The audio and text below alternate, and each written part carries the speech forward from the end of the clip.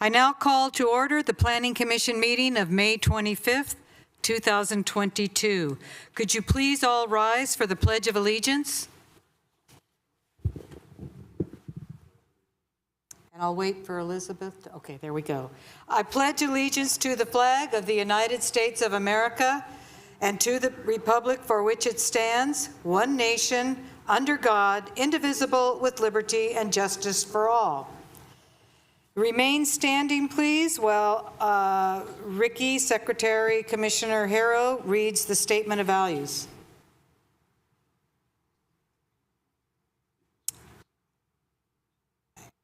And I think you need to unmute, Ricky.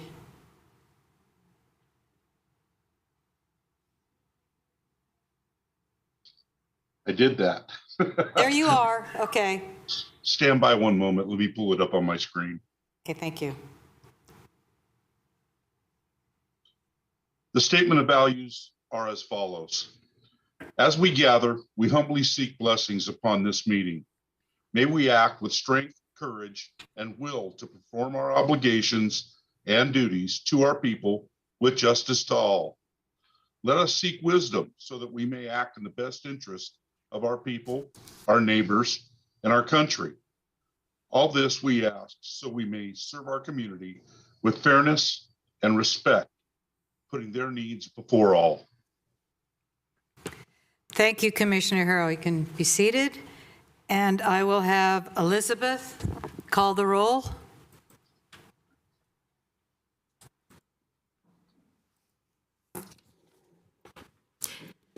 Chair Biagini.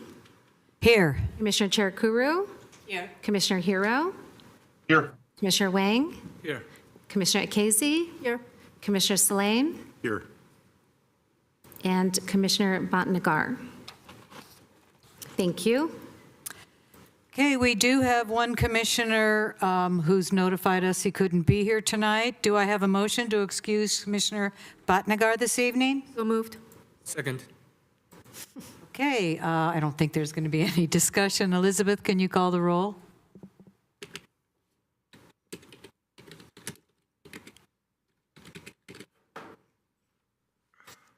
The motion is to excuse Commissioner Bhatnagar. Yes. Chair Biagini. Yes. Commissioner Chair Kuru. Yes. Commissioner Hero. Yes. Commissioner Wang. Yes. Commissioner Akezi. Yes. Commissioner Salane. Yes. Thank you, and the motion passes. Thank you, Elizabeth. Ricky, if you can go ahead with the declaration of commission procedures.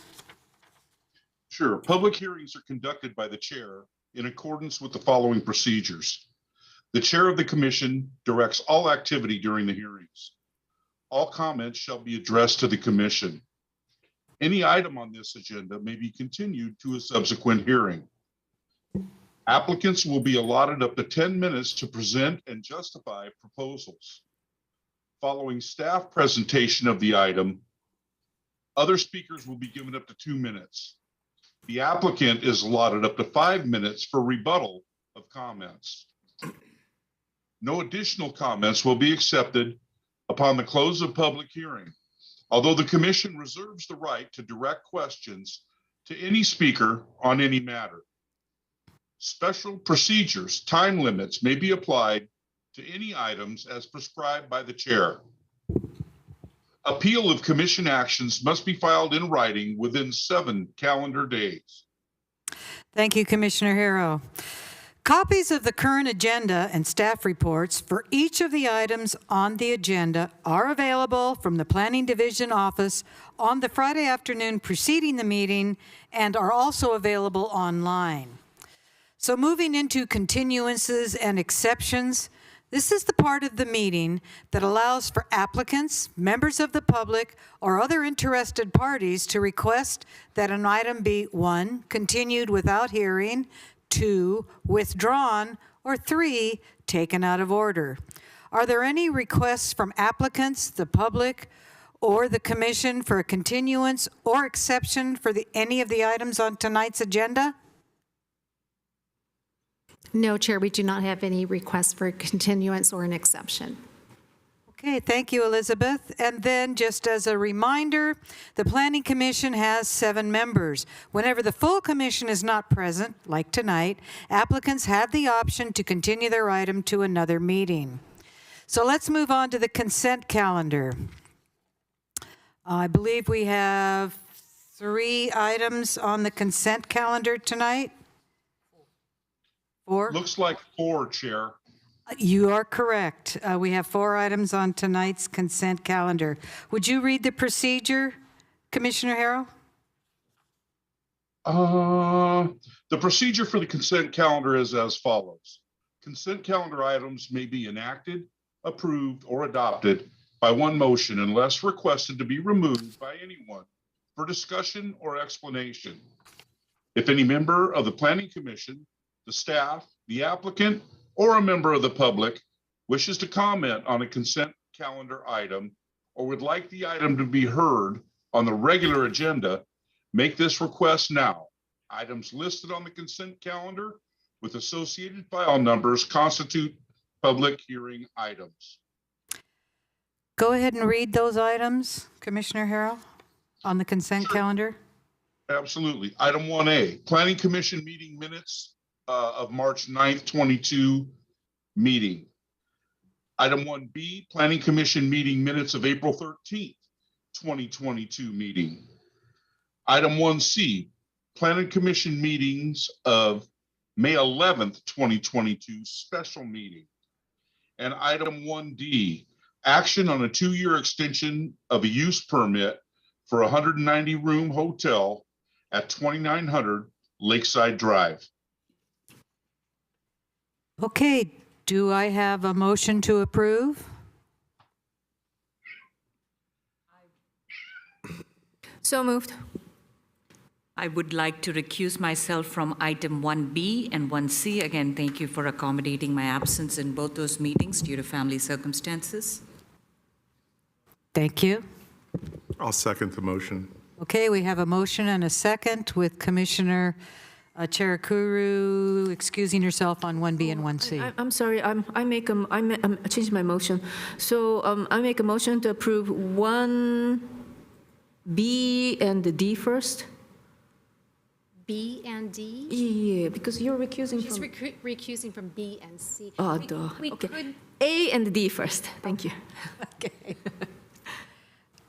It's, Madam Chair, it would be all right if you just take one motion, and then we'll simply note in the minutes that Commissioner Cherakuru abstained from 1B and 1C. It's not necessary to take multiple votes. Thank you. Okay, I go back to my original motion. thank you. And who seconded the motion? Commissioner Salam. Thank you.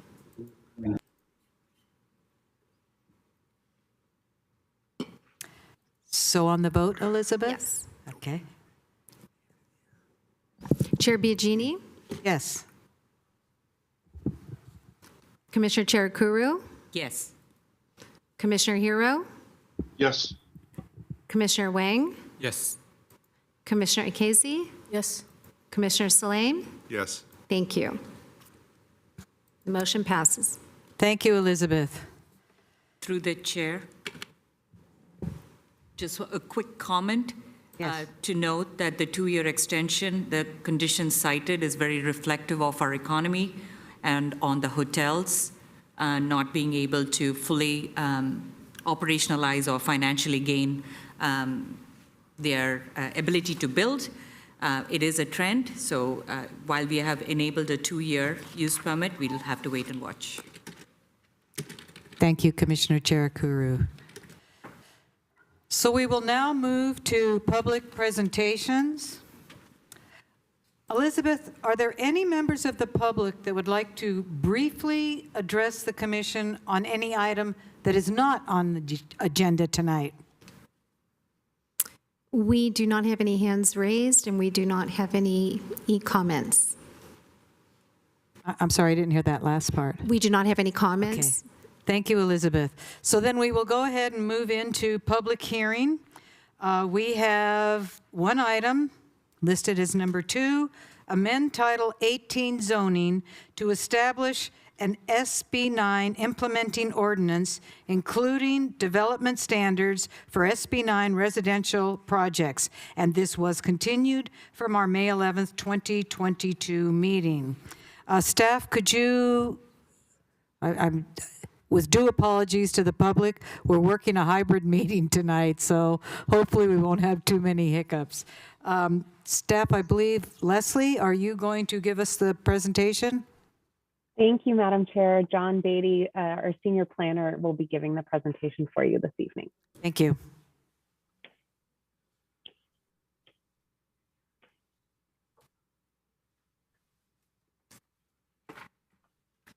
Well, good evening, Chair Bigini and members of the Planning Commission. Are you all able to see the presentation for this evening? Those of us in the room can. Ricky? Yes. And yes, I can see it, no problem. Okay. Excellent. Well, as Leslie mentioned, John Beatty, Consulting Senior Planner, back with you tonight to continue the Planning Commission's consideration of a draft ordinance to implement the provisions of SB 9. At the May 11th hearing, the Planning Commission discussed the draft ordinance, including potential changes to some of the proposed development standards. And the discussion of 4 topics was continued to tonight's hearing. As a reminder, in the draft ordinance, there are development standards that apply if a building is proposed entirely within the R1 building envelope. And there are standards that apply when an SB 9 building is proposed outside of the R1 building envelope. In this example on the screen, the R1 6L building envelope is the buildable area and shaded in blue within the 20-foot front and 20-foot rear setbacks and the 5-foot side setbacks. SB 9, of course, allows projects to have 4-foot side and as little as 4-foot rear setbacks as well.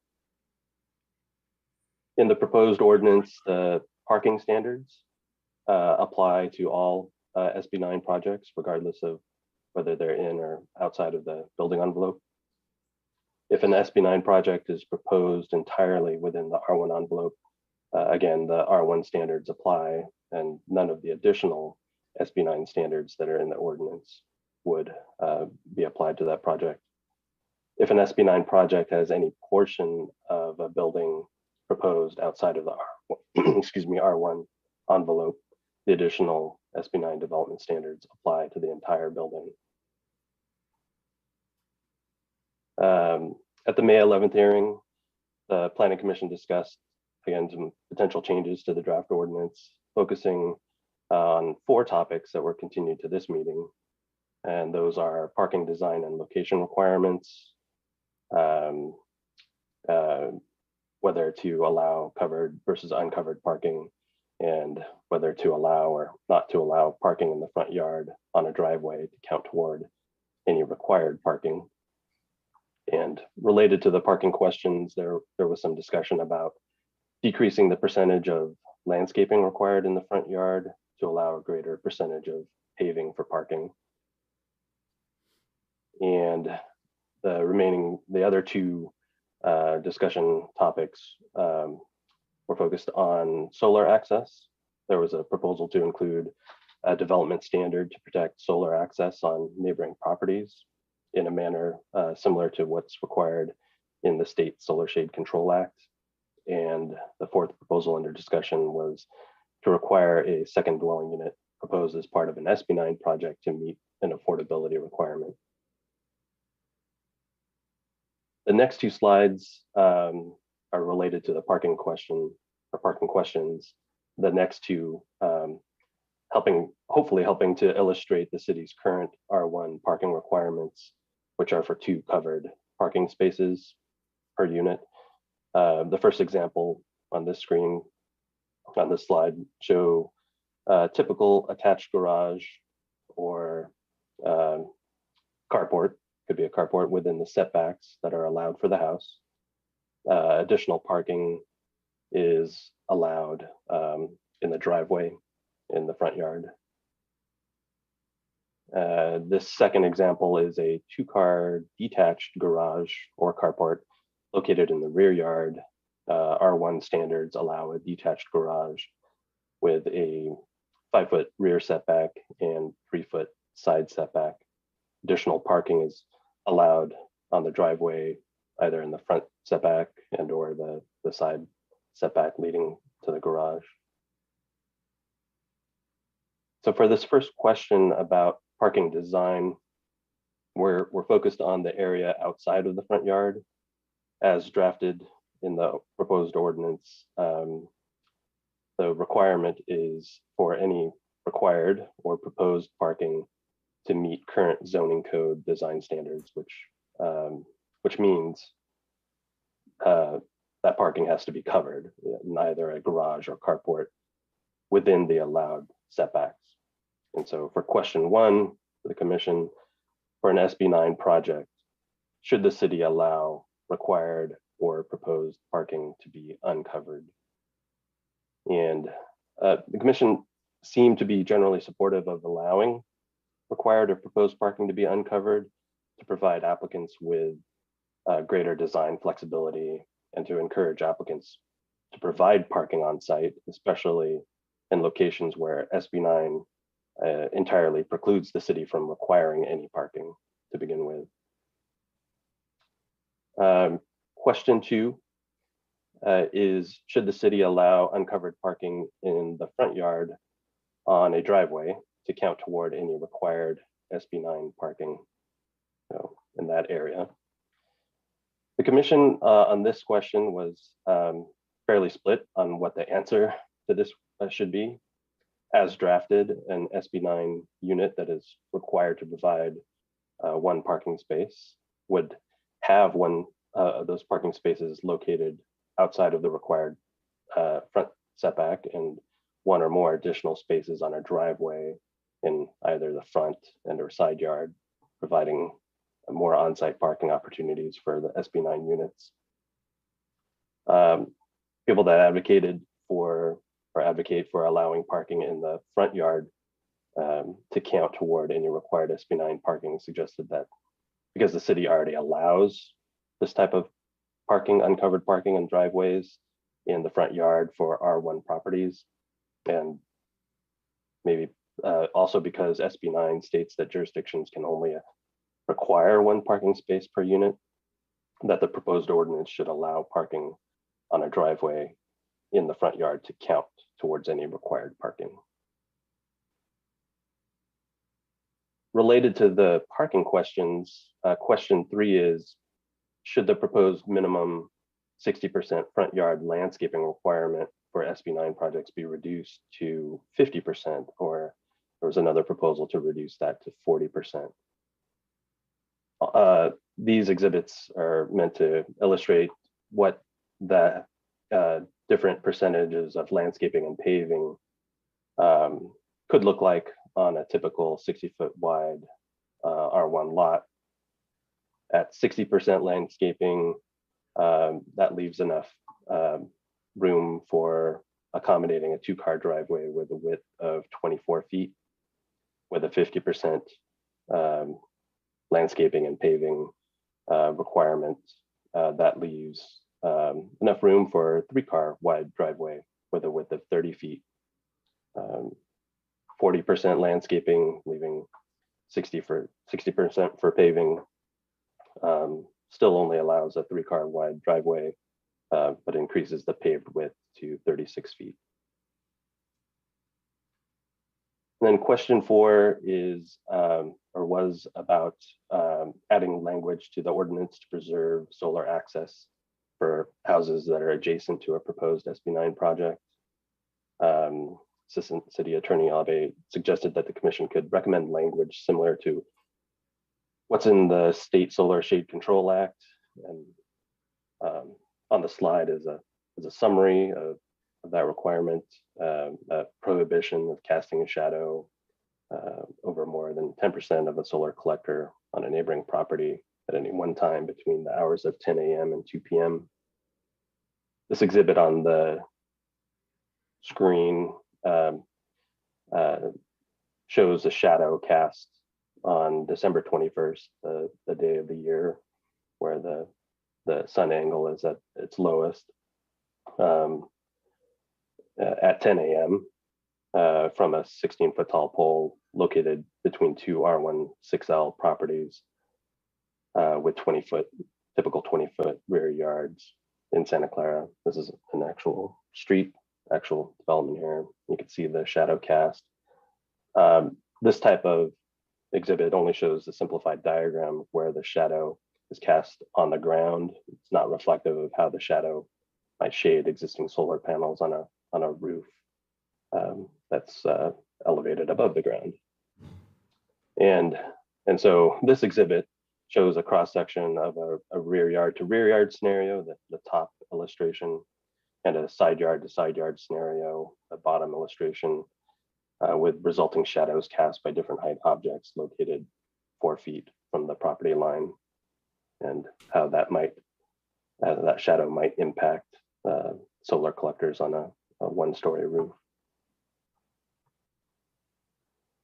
And then the last question was one about including an affordability component or requirement for a second unit constructed under SB 9.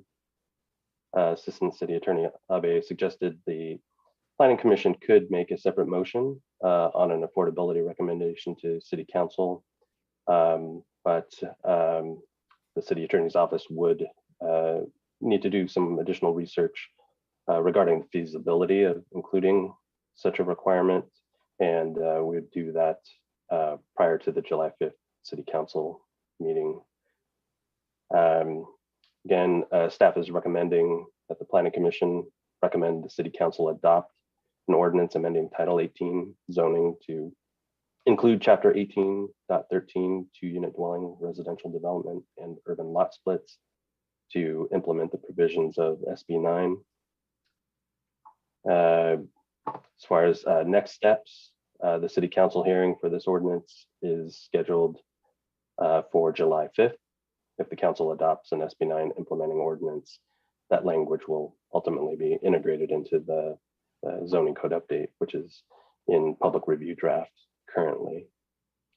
And with that, that concludes staff's presentation.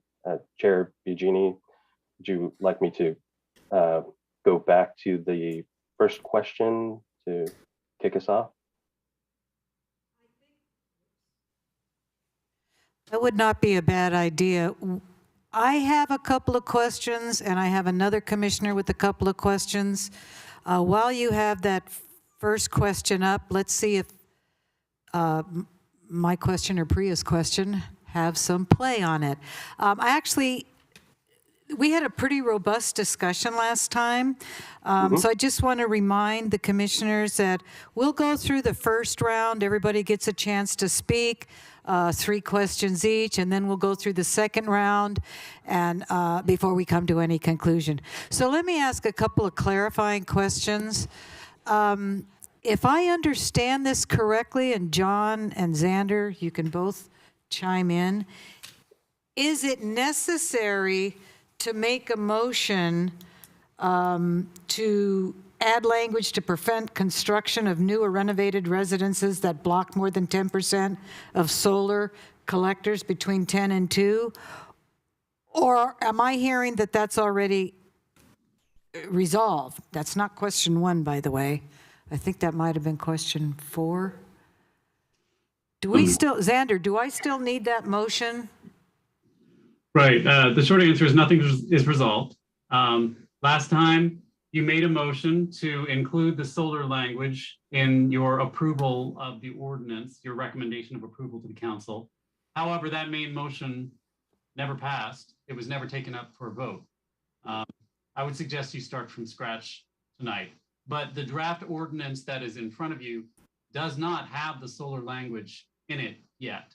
So all if right. you want to include the solar language, you will need to include that as a part of your motion. Thank you. And then my second question before I go to Commissioner Cherukuru. Again, a point of clarification, and I'm not sure which question that was. It had to do with parking. If we were to pass a motion that said in those areas where you have to add 1 more parking if you build a SB 9 unit, if we were to pass a motion that said it could be uncovered, then would the driveway parking suffice as that one additional parking place? For example, if you have a one-car garage, I would park my car in the garage, I build a unit in the back, and the driveway would be the one additional parking. Again, presuming we say uncovered. Same situation happening if you have a two-car garage. The family that lives there parks their cars in the garage, and the 2 spots out in front would suffice as additional parking. And I ask that because I know we had some debate back and forth about more hardscape in the front and the ability to attract SB9 units in our city. And I'm wondering, depending upon how you answer the question, if that kind of resolves the issue about you don't have to hardscape more of your front yard if the driveway would suffice. Does that make sense, Sander? Right. You certainly have the option of simply addressing the covered or uncovered aspect of the parking and leave the amount of hardscape alone. And they would have to be within the confines of the percentages listed in the draft ordinance if you don't modify it. But with 40% available, I think the diagrams that Mr. Beatty showed demonstrated that you would be able to get 2 cars onto the driveway in that circumstance. So yeah, if it's the pleasure of the commission, you could simply choose not to address the percentage, modify the percentage of hardscape. You could simply address the covered, uncovered aspect. Okay, thank you very much, Sander. That's helpful. Commissioner Cherakuru? Thank you, Chair. And again, I apologize to the Commission if the questions I posed were discussed at the last round. Before I go to the actual questions or topics considered here, if staff could help reaffirm, does this also take into consideration flag lots and the minimum width for flag lots, which would be a defining factor on how much we are allowing for the landscaping part to be and what would be considered either uncovered or covered parking area or paved area? That's one.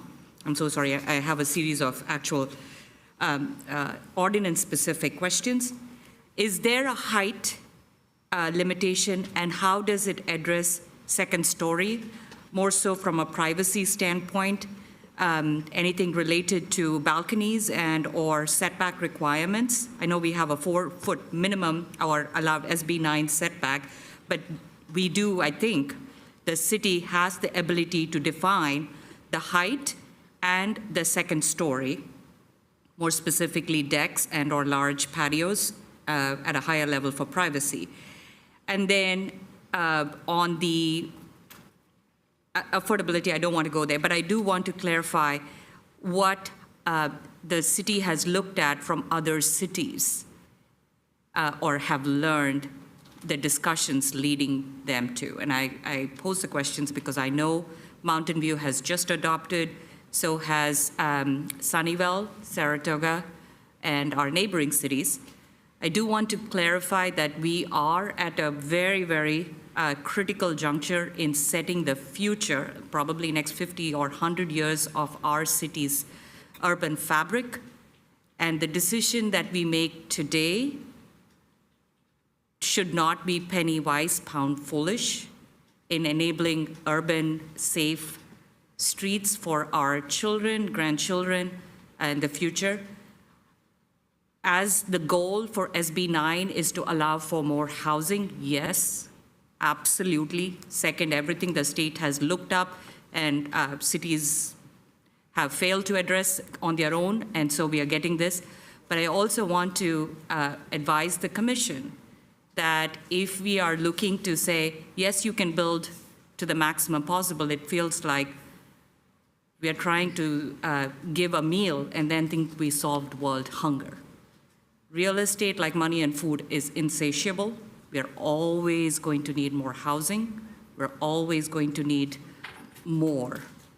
But when we set the ordinance today, we are setting the fabric for the next many, many, many years of our city. So please vote judiciously and consider the implications over long term. Do not make it a hasty decision, is all I would say. But I want the staff to answer the first 4 questions. Thank you. Thank you, Commissioner. I'd be happy to take the first stab. With respect to the flag lots, there is a requirement in the ordinance that they have a 15-foot minimum front setback measured from the property line shared between the front lot and the flag lot. There was some discussion about that as perhaps being too excessive at the last Planning Commission meeting. Some commissioners were concerned that that didn't provide enough space for the unit that was on the flag lot. But then we also realized that all of these regulations would be subject to the state law requirement that whatever regulations we impose, you have to have the right to build 2 units that are at least 800 square feet each. So if imposing a 15-foot front setback for that flag lot would mean you simply can't fit an 800 square foot house on that rear flag lot, then that standard would have to be reduced until there was sufficient space for it.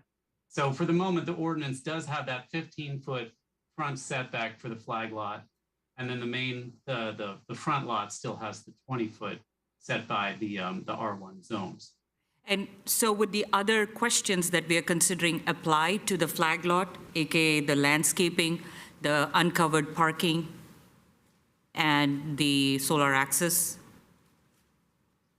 Or I believe all of those would apply, yes.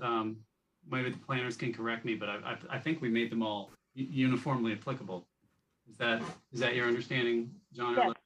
Yeah, they would all apply, regardless if it was a flag lot or not. okay, Except the flag lot itself doesn't have Right, a front yard. a front yard. that's what exactly. It was, you hit the nail on the head. Yes, if it's a flag lot, we won't be able to meet the landscaping requirement with the front yard. True? Or correct me if I'm wrong. It's not that we wouldn't. So the remaining, the lot that's at the front of the property that fronts onto the street would still have the 60% landscaping requirement. So in this case, if the lot, the existing R1 lot is 60 foot wide, and the flag portion of the flag lot is 12 feet wide, then the remaining portion, the remaining dimension would still be subject to the 60% minimum landscaping requirement. And that would leave space for one space. One car for the front lot. One car driveway. For the front lot, okay. And then on the height, On the height limit depends on whether or not it is, first of all, whether you're within the regular building envelope for an R1 zone or whether you're exceeding it. So if you're not within that normal building envelope, in other words, if you're going to those state law standards of having a setback of only 4 feet, then we've limited the height to 25 feet in all but the back 15 feet of the parcel. There were a lot of double negatives in that sentence. Let me try it the other way. In the rear 15 feet of the parcel, buildings and structures cannot exceed 1 story or 16 feet. In all other areas of the parcel, buildings or structures cannot exceed 1.5 stories or 25 feet. So part of your house can be 1.5 stories or 25 feet, but the rear 15 feet cannot be more than 1 story and 16 feet. and is there a reason why we decided to only make it 1.5 feet versus 2 stories for the lot? I mean, typically it's at least 28 feet, so I'm curious what the 25 feet rationale was with the pitched roof.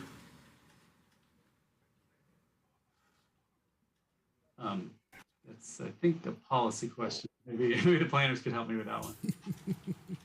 Yeah, it's largely to mitigate the additional bulk placed right on the property line.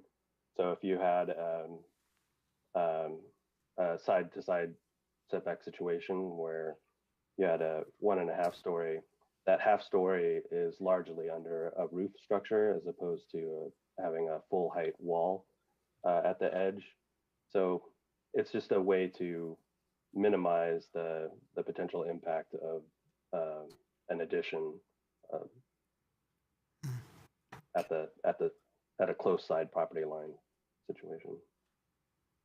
Okay, seems, okay, we do have many two-story homes, so just know where we are walking into if we are saying it's only 1.5 stories for all SB9. No, that's not what we're saying. What we're saying is that if someone chooses to build at 4 feet to the property line, then they're subject to that requirement. Okay, If their building is still within the R1 envelope, they could still build to the R1 standard, which is what we have today, which is the 2 stories and 25 feet.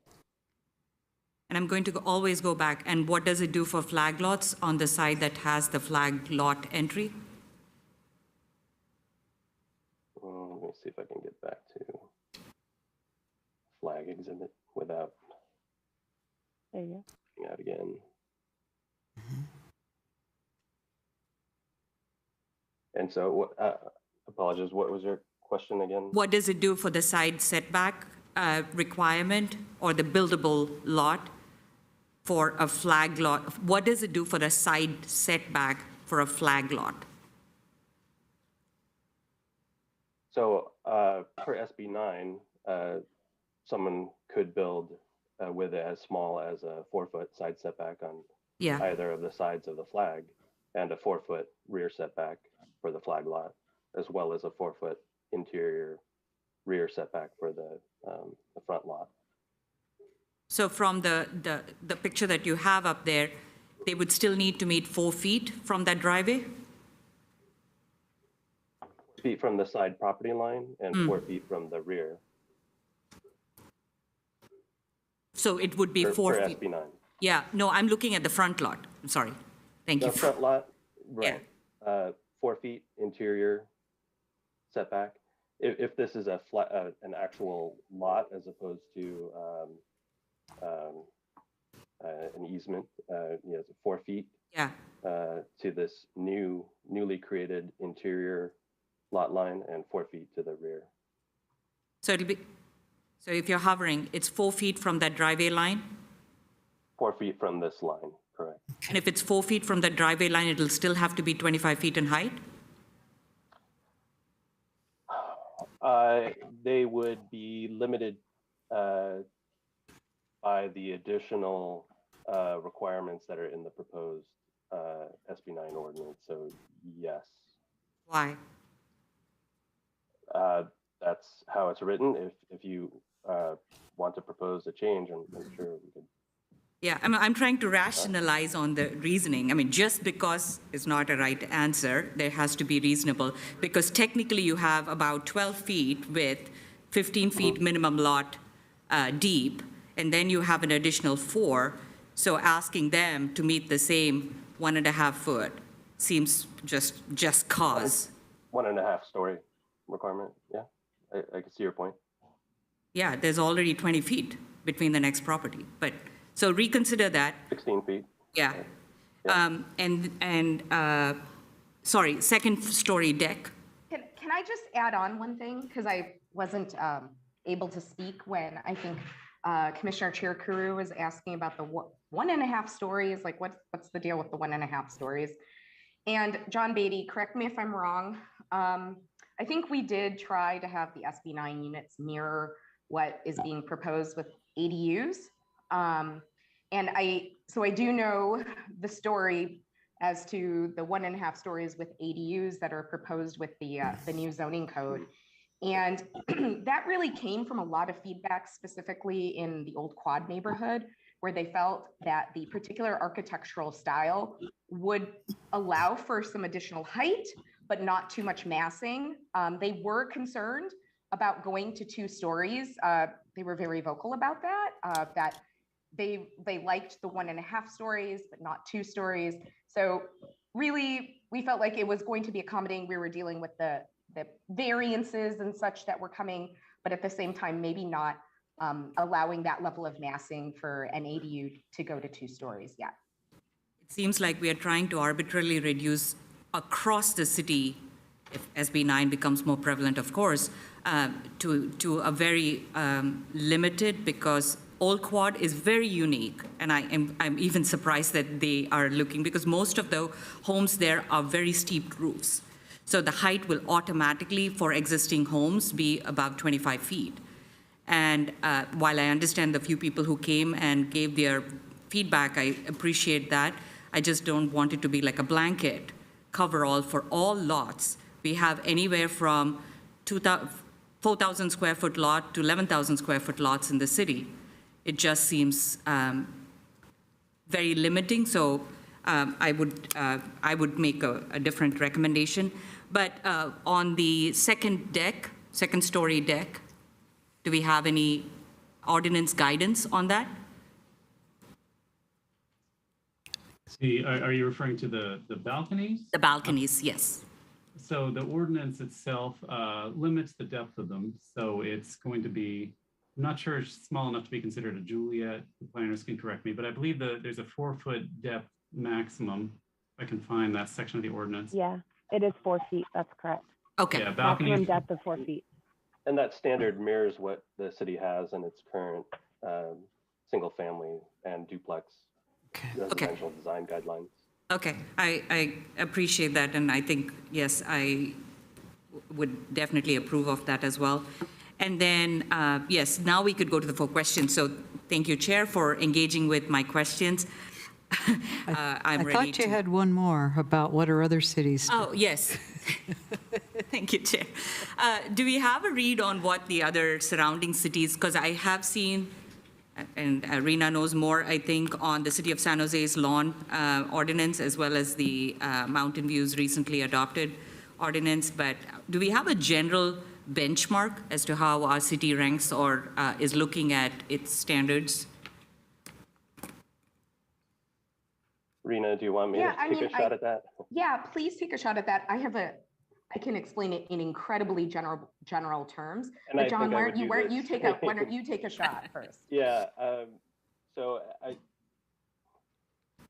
it'd be tough to try to benchmark against other jurisdictions. I think when we started looking at this late last year, early this year, and when we brought the question of, you know, should the city be creating its own implementing ordinance for SB 9 to the Planning Commission and City Council at a joint study session, I believe in January. We provided examples of what other jurisdictions were proposing or have proposed at this point in their own implementing ordinances, and it's really kind of all across the board. There isn't a particularly good roadmap for how cities should go about doing this, but we took a lot of examples of what other jurisdictions have proposed, and kind of from those examples distilled some suggested language, which we presented at the joint study session, and through the feedback that we received from City Council and Planning Commission, crafted what we thought addressed the comments in this draft ordinance. The only thing I would add to what John said is that I think cities went in one of 2 different policy directions. One where they tried to set up their ordinance to be as difficult as possible for individuals to subdivide unless you had particular dimensions. And other cities really felt like they wanted to facilitate preserving the existing residents and not facilitate, reasons for why people need to demolish to their existing home in order to allow for additional units. And I do think we are, and quite frankly, it's not a big difference because single family lots aren't particularly big. So you're looking at a difference in, minimum widths of like the difference of 10 feet between like some of these cities. But it was just that general approach. Do they want to really kind of force people into a flag lot scenario, more or less. But then the other interpretation of that could be that you are also forcing people perhaps to demolish. So I don't know if there's anything, John, that you'd want to correct me on, but I feel like that was kind of like in general where cities were in terms of what they were trying to facilitate or not facilitate. Thank you, Rena. Yes, I would suggest taking a look at Mountain View. They just adopted it. And I actually like ours better, so just FYI. Yeah. So. Yay, us. Okay, thank you, Commissioner Cherukuru. Next, I have Lance Salem. Okay. I think your button, I can recognize that you've asked to speak. That wasn't working earlier, was it? No, it wasn't. That was Okay, it is now. Yeah, so I can actually, my hand actually went up for this time. So if you could bring up the slide that shows the minimal amount of frontage on the street. I think that was actually it. Oh, that's a good one too. So after all the conversation we had last time, I haven't seen any of these presentations cover the one issue I was actually fundamentally against, and that would be parallel to street parking within the landscaped area. These are all perpendicular assumed driveway spaces within the 25-foot setback, which is a reasonable approach, and it's not something we should be overly restrictive of. But if, for example, we had reduced landscaping and allowed the idea of parking horizontally, or think of it this way, come in, make a right turn, and literally parking off-street but within their setback landscape, I think that would be the one precedent that we don't want to set as a city or have propagated to other cities. The examples of that are San Francisco, Berkeley, and some of the other larger cities that have resorted to any parking anywhere is okay, as long as you're not blocking the road. And we're not there yet, hopefully. So I really don't see anything wrong. I don't think the 40% landscape solution is a good one. I'm not really against the idea of 50, and I'm certainly not against 40, which is where it is right now. I'm sorry, paved. I'm looking at the paved. 40% paved is fine. 50% paved, I could back that. 60% paved, I'm not fond of, simply because it reduces the amount of visible landscaping and the visible frontage to a tiny portion of the overall side-by-side effect of multiple homes lined up within a neighborhood. So hopefully we can get past some of the earlier objections in the previous meeting. I looked at a number of different other cities, Google mapped, and all kinds of things I could think of to try and discover their solutions for limited frontage parking. The only ones that were extremely objectionable were the ones where they allowed parallel to street parking and off street, which I think is the one thing I want to stay away from. So if the amendment was proposed to limit it to some of these examples, I think I could definitely back that. And I'm 100% behind the uncovered parking. I think that's a limitation that could force us into a real deadlock very quickly with the need to move our cars off street. Okay, that's a statement. I really didn't have a lot of questions. So thank you. Okay, thank you, Commissioner Salem. We have Yuki Ikezi, Commissioner Ikezi. Thank you, Chair.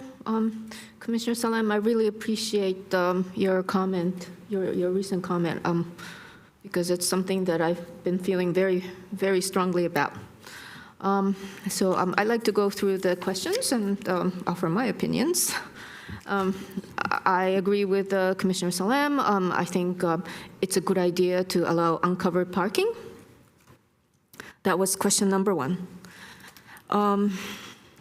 The second question was, I think, I'm not sure how my other commissioners feel about it, but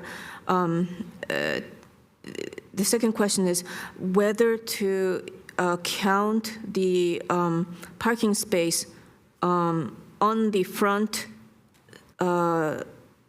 in front of the house, on the driveway, to meet the one parking space per unit requirement. And I guess it's something that maybe other commissioners can provide their opinions on. I strongly feel that we should allow the parking area within the 20-foot setback from the street to count toward that parking requirement, because it will ease up other parts of the property to, instead of using other parts of the property for parking, the homeowner can use it for creating an outdoor space or to build more easily. And the landscaping, I'm in agreement with Commissioner Salem. 50% is really good. 60% I can go for, but 50% is good. And number 4, protect solar. I support that. And number 5, affordability. I like to, Xander, can you remind us how big a housing development normally needs to be in order for the 15% affordable unit requirement kicks in? 10. You normally have to have 10. 10, right, 10 units, right.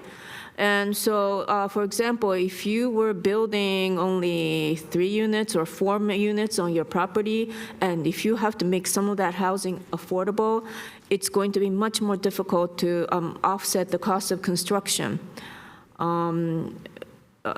People who are building a much larger multifamily development are only required to provide affordable housing if the units are 10 or more, which means that they can spread that cost of affordable units across 10 units or more.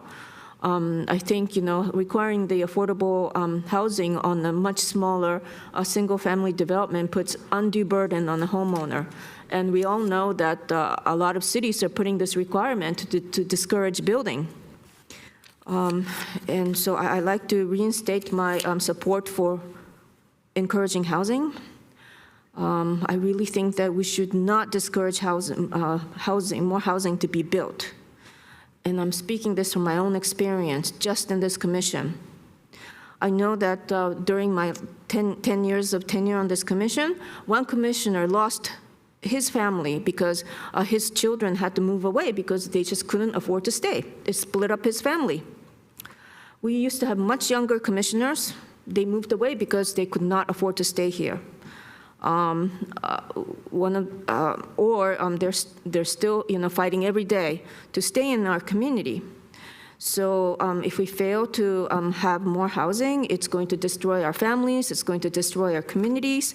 I think that we need to do whatever we can to make it as easy as possible for homeowners to use their land and provide more housing for our community.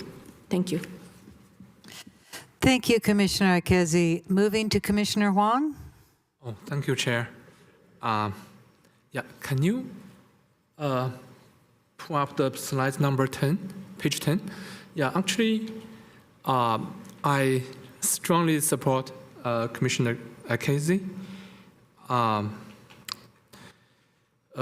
try to explain one thing. It's, let's say 60% landscaping. Right now we use the term paving. Actually, even even we use paver in the front yard, it can still be a very good landscaping, part of the landscaping too. I think so. It's just easier. For car to park there. It's since the population is growing, we definitely have more cars. So, and the public transportation, I don't think it's that good here. I have a strong feeling the parking, it's an issue in the future. I think we should do something for the future. Yeah, thank you. That's it. Okay, thank you, Commissioner Huang. Do I have any other? Go. Yes, I do. Commissioner Cherukuru? Thank you. I think I should first turn my camera, the audio on. So yes, I will now give my opinions and suggestions. So for the first question, staff, if you want, allow required or proposed parking to be uncovered. I would say allow the parking to be covered. As California is moving towards all electric, and we all know it, we all have electric cars coming our way, and charging is going to be done at night.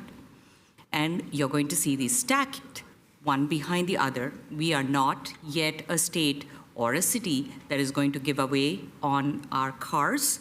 And we know that even through COVID, how much of aversion has come towards public transit. As much as we enable the last mile to be the priority for the city and for transportation agencies to consider, I challenge how many commissioners really thought of taking public transit to our meeting. And so my point, though, is that we should consider the longevity of properties and the electric charging capability. You're going to have a car that sits in and an uncovered car that's going to need electric charging outside. So I would suggest keeping the required parking to be covered, at least one, which is anyway the SB 9, to allow for it to be safely charged. On the question 2,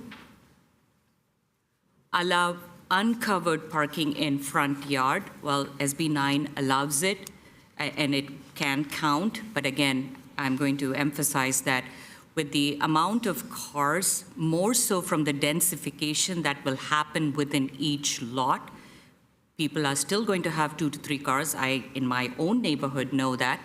So if we are at least enabling one covered parking to be within the home footprint, yes, you can have 3,000 square feet of a home and not have a car park. I'd like to see that not happen. And so we want to allow for the paved area to allow for the other cars. I will say my own family, if I love to have 2, my daughter will drive a car, my son will, we too will. And so there'll be at least 3 to 4 cars until we get, a full on. I just came from a country that has densified and has lost its urban fabric to the point of insanity in its transportation corridors in the city streets. I think our predecessors and our urban planners did a good job in trying to keep it walkable, livable, and as much as you put cars in front of your house, you are not making it pedestrian friendly. Unless we reverse it to say the front door, like all other specific plans, know that we are also having n number of specific plans that have very thoughtful design standard objectives. Here we are talking R1s. So wherever we can, let's try to preserve the safety, the security, the walkability, the age in place. We have many, many seniors who are now going to be in a car jungle. So to the second question, allow uncovered parking.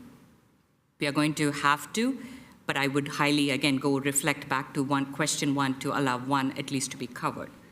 Question 3 posed. I am also in favor of 50% plus. Know that the more we pave, you are taking away the water table rechargeable nature of your city's waterfront. The primary reason for our drought is because we have urbanscaped and paved exhaustive amounts that takes away prime ability of rainwater harvesting and the water table recharging. So the more you pave, you are going to face a drought is there. And the more you pave, you're going to aggravate that a lot more. So I would highly recommend 60%, at the very minimum 50%, to be required of all front yards to be at least the urban catch, the water table harvesting area. On the solar access, yes, I highly appreciate Chair Biagini's thought.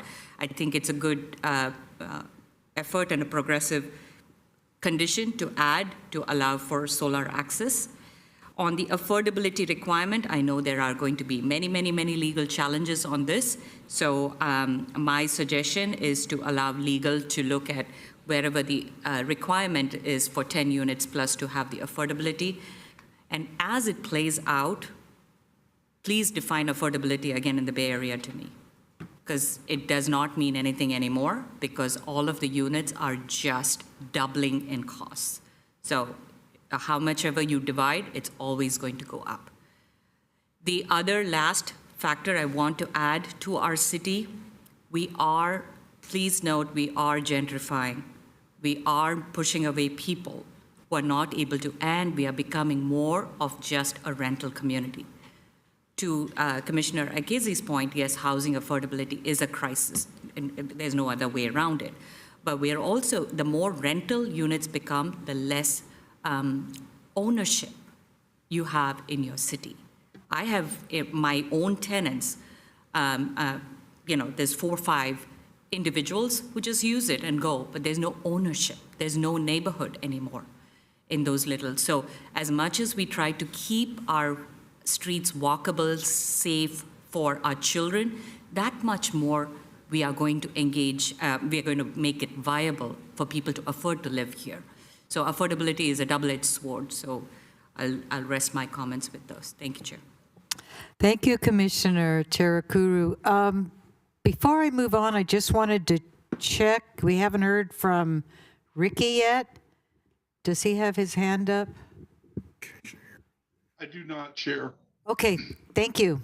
Moving on to Commissioner Ikezi, followed by Commissioner Salim. Thank you, Chair. I forgot to add one more comment. There's a 15-foot setback requirement if the lot were to be split. Can we go to that page?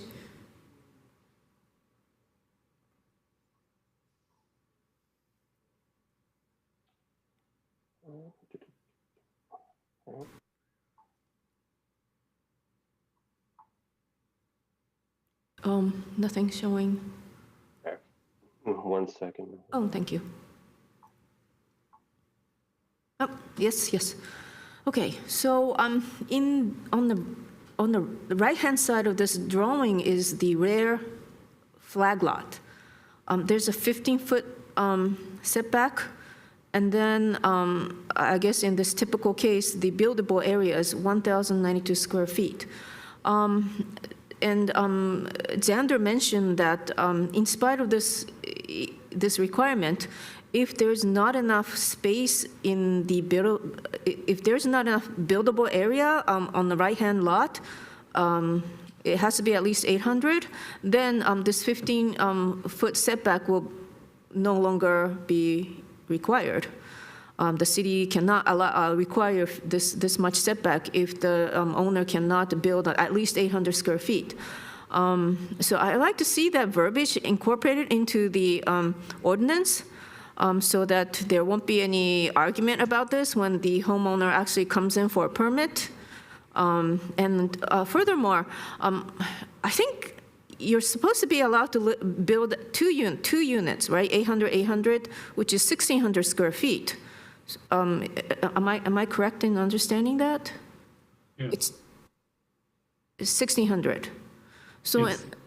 Okay, so in this typical case, there's not even 1,600, the minimum that the state requires. So maybe we need to change the verbiage there or the setback requirement, or at least mention that, the homeowner is allowed to build 800 and 800 in spite of this setback requirement. Oh, I see what you're saying. Once the lot has been split, they can build 2 houses on each lot. And so you'd like to see what it looks like when we put 2 800 square foot houses on that. On the right-hand side. Yes.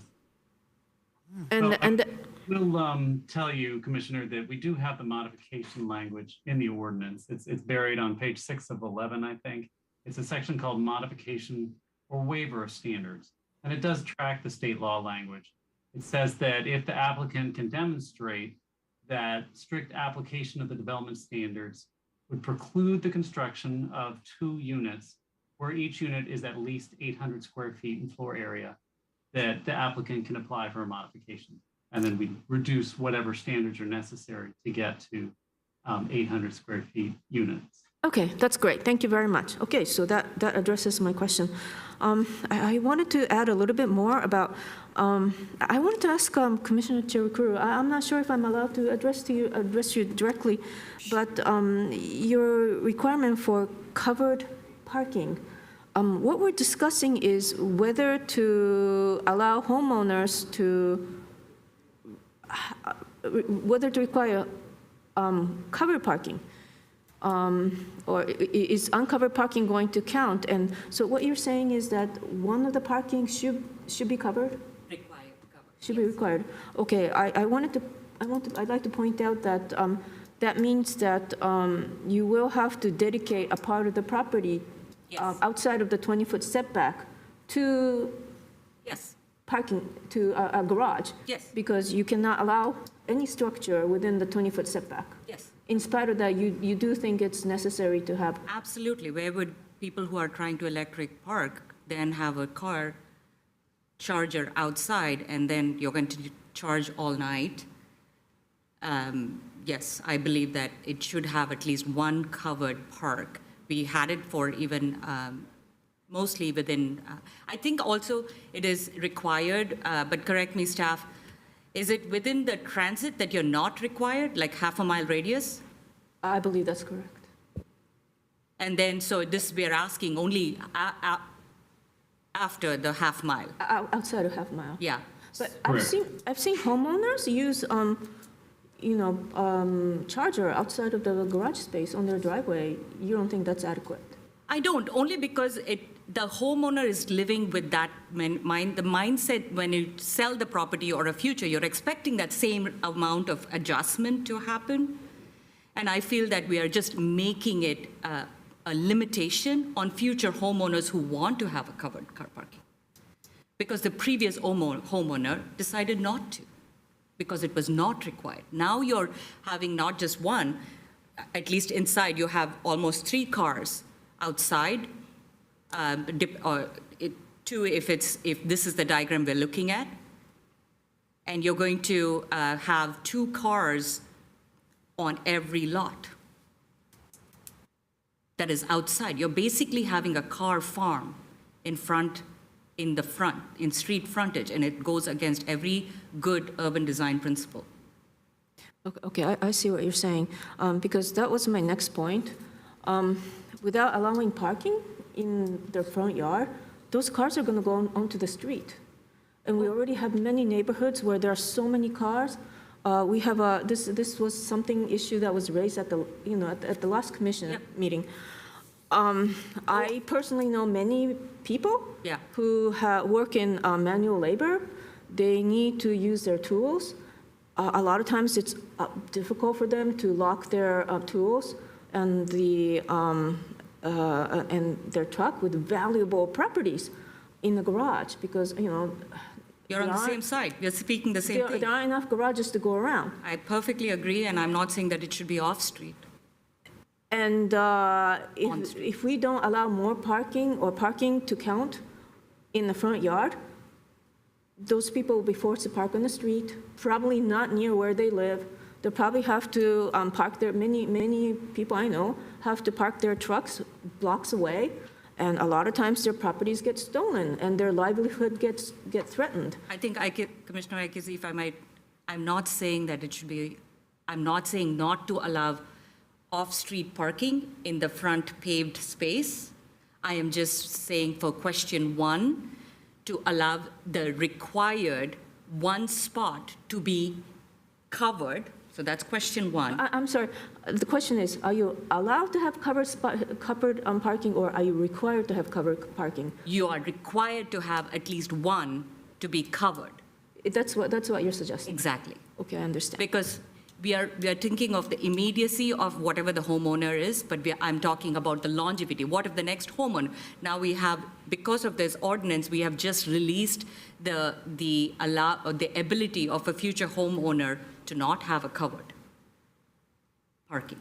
Right, but those homeowners can look for houses that have garage. But if you're allowing a whole ordinance, you're just setting a daisy chain impact. But my point, I doubt it. I think from an ordinance perspective, again, my 2 cents, is that I would highly suggest it be a required covered park, because it allows at least one functional, flexible, because just because you added an additional bedroom, you're basically making it a 5-bedroom. All that you gain in one covered car parking is then probably another bedroom. You're not getting a whole unit out of it. But that garage needs to be outside of the setback area. So you're giving up a valuable space that you could be building a home for garage. No. That's the point I'm It's a bedroom that you're building in addition in lieu of. I hear what you're saying, and I'm going to stay strong, again, with the commission's vote, whatever be the recommendation, it'll go with as per that recommendation. I am not suggesting, again, please do not misinterpret that I'm saying that's why I'm that it's asking. on-street parking that I'm mandating. That is not the thing. I'm still allowing the paving to be the 40% to allow 2 cars in front. All I'm saying is that you have at least the one. I think the staff is highlighting, thank you, John, to have it to be covered, thereby enabling almost, well, you have now 3 cars. You'll have 1 covered, 2 paved. But You have the ability for 3 cars to be parked in your lot. But I think the question here is, No, 2. If I'm saying only 1 to be covered. Only 1 to be covered. I'm not saying 1 and 2. So think. I think I'm a little confused too. So, go ahead. I'm sorry, Chair. I'll hold my comment. I was just going to say, so with that picture up there, there's 2 cars that fit in the garage, 2 cars that fit in a driveway.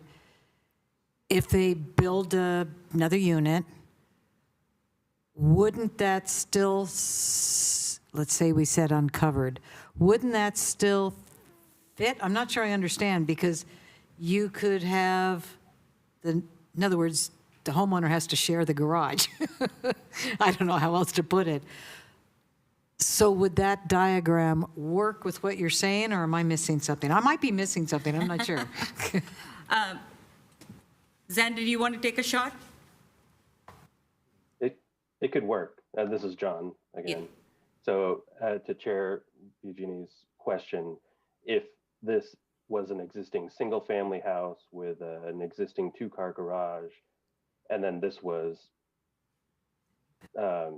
reconfigured to be 2 units instead of 1, could the 2 covered spaces that exist in that garage count towards the 2 covered parking required for the 2 units? Yes. It would be up to the homeowners to figure out how to share that parking. Okay, I understand. And again, we're talking about outside of the half mile from major transit corridors, correct? Right. If it's required Yeah. parking or proposed, if someone is proposing parking the way the ordinance is written currently, regardless of their proximity to transit, if they're proposing parking, it has to meet the city's current standards, which require a covered space. In either event, then, the diagram you have up would work. Okay, I mean, I ask that because I think sometimes it gets a little confusing. I think we're rehashing the issue that was raised at the last meeting, so I like to make sure that everybody understands. Currently, if you have parking space in this diagram, those 2 blue spots. Right. Okay, so if you're outside of the half mile, you have to have 2 parking spaces if you have 2 units. If you have 2 parking on a driveway, those 2 parking spaces will not count to meet that requirement. To meet the extra parking space? Currently. Currently, no. Yes. Currently, it will not. Yes. Because any space, you cannot set up a parking space within the 20-foot setback. What we're saying is that let's have that 2 spaces within the 20-foot setback to count toward those two parking space requirement. No, no, That's what, See, that's that's where I what think the issue we're here. confused. no. So go back to. Commissioner Cherukuri, that's the issue that we spent hours talking about at the last meeting. Well, And then there are 2 components to this. So that's the first question. And then the second question is, are we going to force homeowners to build or keep covered parking spaces, carport or garage in their property? And note that you cannot build anything within that 20-foot setback, right? You can't have any structure within the 20-foot setback. So if we were to require covered parking, then it has to be built outside of that 20-foot setback, which means that we are forcing homeowners to dedicate the space that could be used for building homes, but to use that space on garage instead. And so if we force the homeowner to require covered parking, then that's what it means, less space to build home. I heard you the first time, and the answer is yes, I would still recommend that we allow for one covered car park to be covered car park be the requirement under SB 9 because of the prerogative that we are going to continue to see cars, and it will not gain much in a room. A 10 by 20 square foot parking space translates to a room in your main home. So you are building 3,000 square foot potential homes, 1,500 square foot first floor, second floor, 1.5. But the idea that just allowing for one more room while pushing more cars to your paved driveway and on street, because now you will have more than just 2, is going to be a very bad trendsetter for the R1 parcels. To gain a 200 square foot additional square footage in your home, you are going to add a car blight in your city streets. Okay, so I'm glad that we all know now that everybody understands what the issues are and that we have accurate understanding of what the issues are. Yeah. I would respectfully disagree with you. 200 square, we're allowing a home to be built with 250 square feet. That's one home. So that's somebody who's going to have a housing. So I hear you, respectfully Commissioner disagree with Ikezi, you. and I think Lance has been very I'm glad patient. we are all on the same page in terms of understanding this. Yeah, Thank we you. all understand. I think that Thank there's you. just differences of opinion. Commissioner Salem. You really want, I'm going to drop the turkey in the oil. Okay, so I am absolutely torn between Commissioner Ikezi and Priya on this issue in the sense that I'm an advocate of uncovered parking. I am not an evangelist of uncovered parking. If possible, I would think that the homes would benefit greatly by continuing to have covered parking. We're talking about the thinnest wedge of the issue when the lot size is small and the available space is limited and it's within the half mile, we don't even need to talk about this, just outside the half mile, let's say. You need to have sufficient parking. We can't achieve the sufficient parking with the absolute requirement of the normal covered parking. I don't know how to find a compromise other than one covered parking per unit, period, and leave it at that. But a covered parking for an 800 square foot unit is 25% of the square footage of the unit. That is a substantial amount.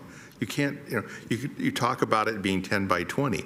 Well, 10 by 20 is, in those scales, is a huge amount of space and could benefit the resident to have not only a bedroom, maybe a second bedroom instead of a one-bedroom. I have to be forward-thinking on the very small and conservative on the large. In the large sense, I don't think we need to change to an uncovered allowed for all situations. If the lot is sufficiently large to support a covered parking, it should be required to have covered parking.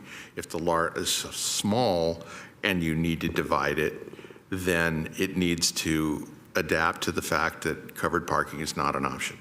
I have EV cars. EV cars can be charged outside. I wouldn't count that as a major issue. But I do want to point out that we have an epidemic level of theft and vandalism right now for cars that are outside of a protected space like a garage. I don't think Commissioner Ikezi can dissuade me from believing that a covered parking is a better solution. It is. It's safer.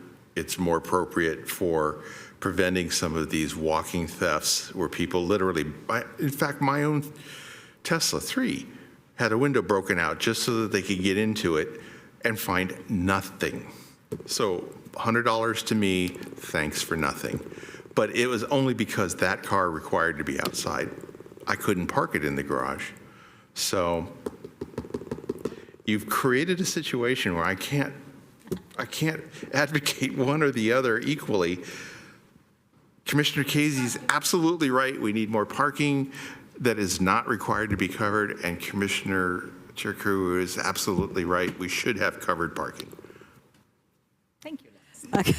Yeah, I don't think anybody should thank me for being completely undecided on this and pointing out you're both right, because we have to make a decision one way or the other. And I think it's up to the chair to guide us into finding a path to a decision one way or the other on this.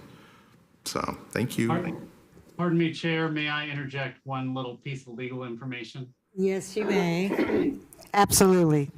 I just wanted to remind the commission that if you're not going to split your lot when you're doing SB 9, if you're just building 2 units on one lot, the accessory dwelling unit law still applies.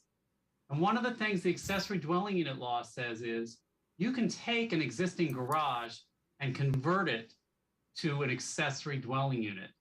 And when you do that, you have no obligation to replace the parking spaces.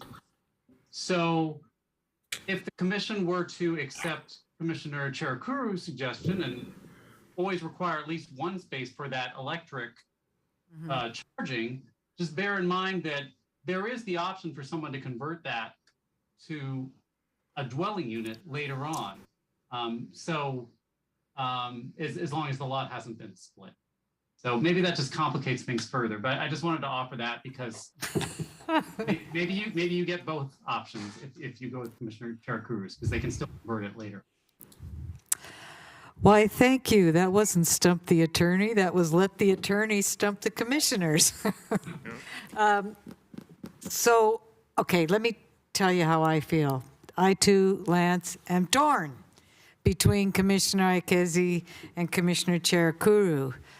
Well, let me start from the beginning. First off, it sounds like we have, I forgot that call on you. Yeah. You know what? Before I say anything else, my bad. I should have called on Commissioner Huang. Go ahead. My apologies. Yeah, thank you, Chair.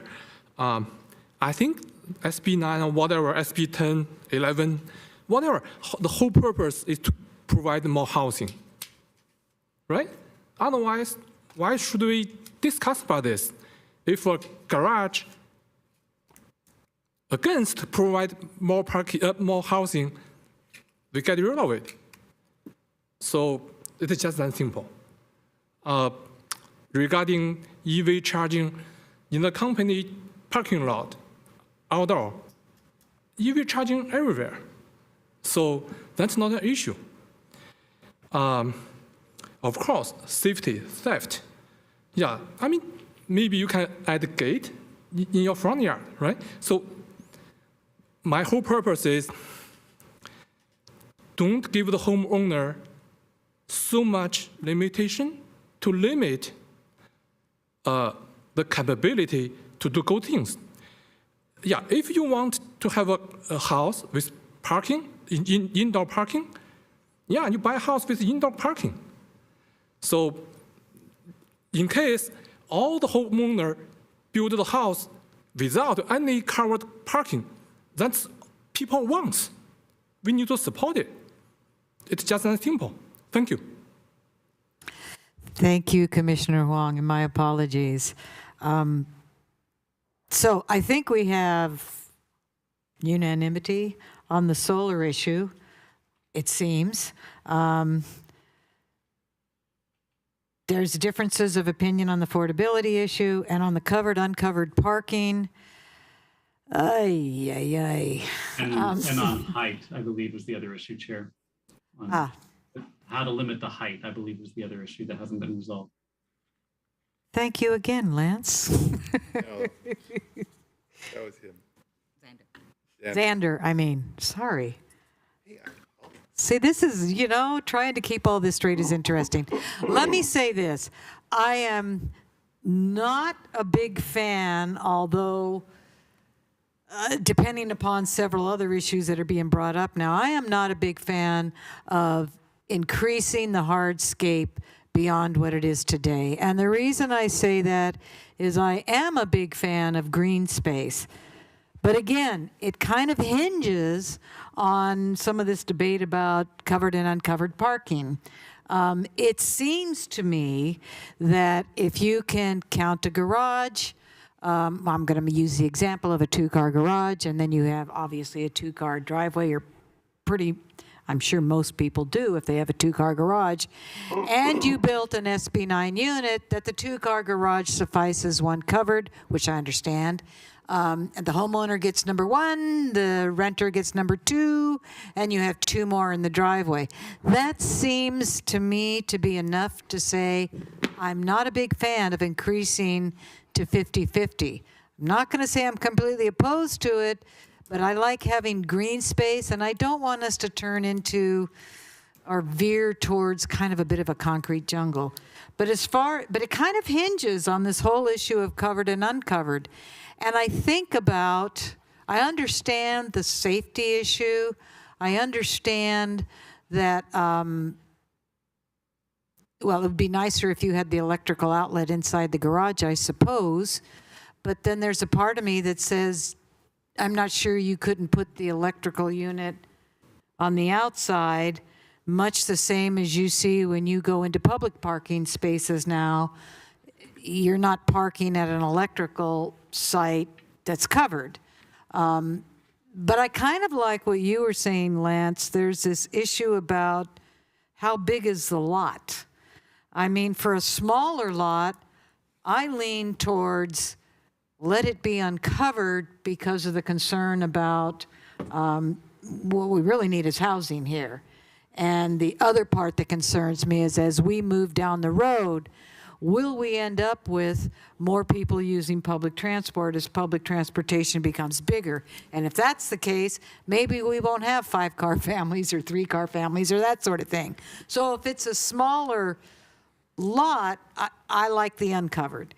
If it's a larger lot and they've got the space to do it without taking away from building something that accommodates a bedroom or more, then I would think keep it covered. Again, I'm speaking about everything outside of the half mile. I don't want it to be inside of the half mile, but I don't know how you fix that, Lance. How do you do, what's a big enough size? There we go. I think if the lot is large enough, I think people will build covered parking, but a lot of lots, we have a lot of small homes. And Yeah, I think you're right. We should allow those people to build. I hear you. I think we have Commissioner Harrow. I think I saw for a second that his hand was up. Ricky? Yes, Chair. Thank you. I'm curious, can we propose a lot size restriction for the covered and uncovered parking issue? I mean, if a lot is over a certain size, we can require covered parking. And if it's under a certain size, then it doesn't have to be covered. Is that something we can add in? That's kind of where my head is at, but having construction expertise on the appropriate size lot. Hello, Ricky. Yeah, well, I'm thinking 900 square feet down should be not required covered parking. And 900 square foot lot? No, it can't be that. 1,200 is the minimum. so what makes sense? I'm just kind of, I'm just throwing it out there. I'm not really going to propose any numbers, but what is reasonable? I mean, we need to consider what a reasonable lot size would be to not require covered parking. I think that's a very difficult question to answer on the spot here because, we have setback requirements, we have a flag lot. If you have a flag lot, you have the driveway, width of the driveway to consider. It's a pretty complicated calculation. If we're going to go down that path, I don't think we can make a decision tonight. It could be, but I believe, and Elizabeth, I'm going to need your help on this, that there may be a couple of people with hands up. Would that be staff that might be able to bring some wisdom to this? Or are you not seeing it? I have one more statement. Okay. Chair. All right, go ahead, Commissioner Harrow.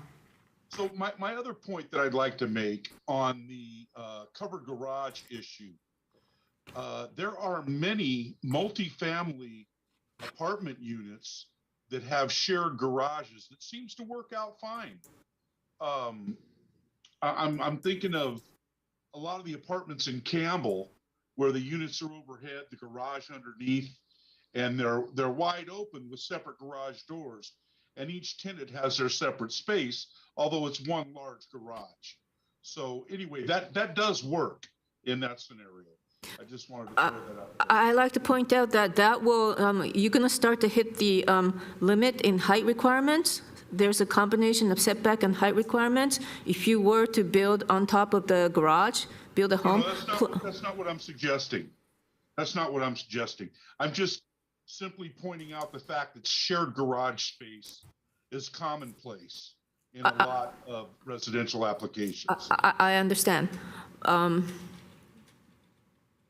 still, it's a garage space that you have to dedicate space to garage instead of housing, unless you build on top of the garage, which adds to the cost, and you start to hit the height limit. Let me see if I can offer something up, which is going to be tossing a little bit back to staff, because I don't think any of us up here are in a position where we could say, and I'm sure you'll correct me if I'm wrong, how big is big enough to keep a covered garage space, and how small is, anything under a certain square footage of the lot size should you allow it uncovered. So I'm wondering if we can deal with the solar piece of it, perhaps the affordability piece of it, and then ask that there be a study done by staff, knowing that that may be what we're looking for as a compromise on big enough, covered, and under a certain square footage you can allow for uncovered.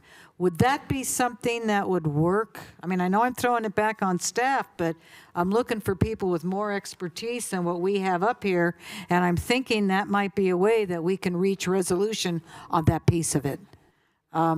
Rena or John or Xander, weigh in. This is not an easy problem. Yeah, obviously. So I don't know, John, you've really dived into this. I'm interested in whether you think this is something that with time we could provide a recommendation, or we don't want to just postpone this with really, there are too many permutations involved. Yeah, I'm sorry. Am I muted or unmuted now? We can hear you. Okay, sorry about that. It would be a little tough to come up with something on the spot that the commission could then craft a specific recommendation for council's consideration. I don't know how it would work if we left kind of an open-ended recommendation, if you will, where there's a kind of a general idea that lots of a certain size would be required to provide the one covered space if per unit if they're required by SB9 to provide parking, and lots of under a certain size are not required to provide covered parking. And we could investigate what that could look like by running some scenarios and present them to council as part of their consideration of the rest of the ordinance. And do you think that's something that would work, Rena?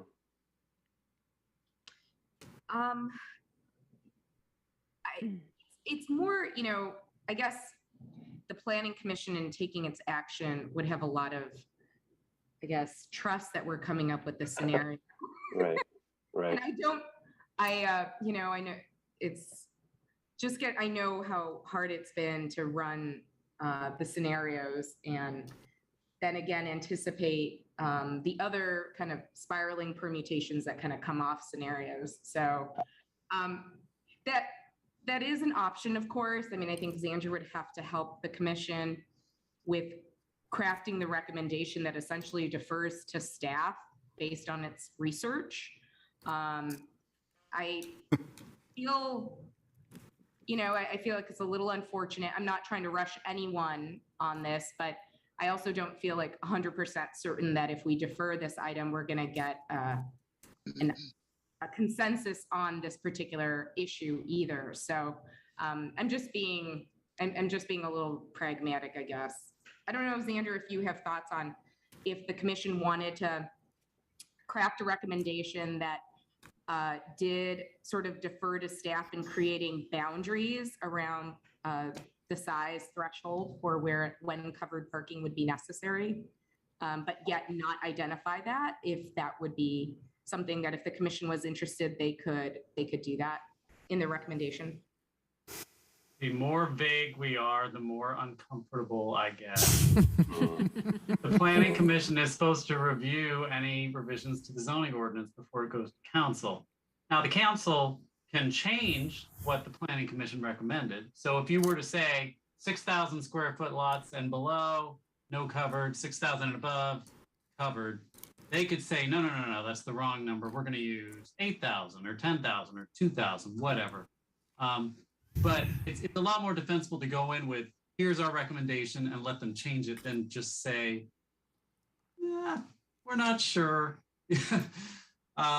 So I would suggest you actually plunk a number down tonight, knowing that it would be expected to change. Okay, I've got Commissioner Salem and Commissioner Cherakuru in line, but let me ask you a question, Xander. Whichever way we go, could a homeowner come back and ask for a variance? Or would it be prohibited because that's what the SB 9 says and that's what the city ordinance is? Well, there's always the modification provision. If they can't fit two 800 square foot houses on their lot, then they could get a modification. A variance is a creature of state law where if there's something really unique about their parcel, like a really steep slope, Okay. you can grant an exception from the normal zoning land use standards, but those are granted sparingly. Okay, so I got you. Modification is what I should have said. Yeah, and that's only, again, if they can't fit an 800 square foot unit. I should also just throw in, Chair, that at some point we still need to have public testimony. Yes, I understand that. Can I ask one more question? Can the city require a garage if two 800 square foot units cannot be accommodated? I would say that is something that would be waivable. I think that is something for which someone could request a modification. If they could fit 2 800 square foot units without garages and not with garages, then we'd have to let the garages go. Right. Outside of that half mile. Okay, let me go Yes. to Commissioner Salem and then Commissioner Cherukuru. Okay, thank you.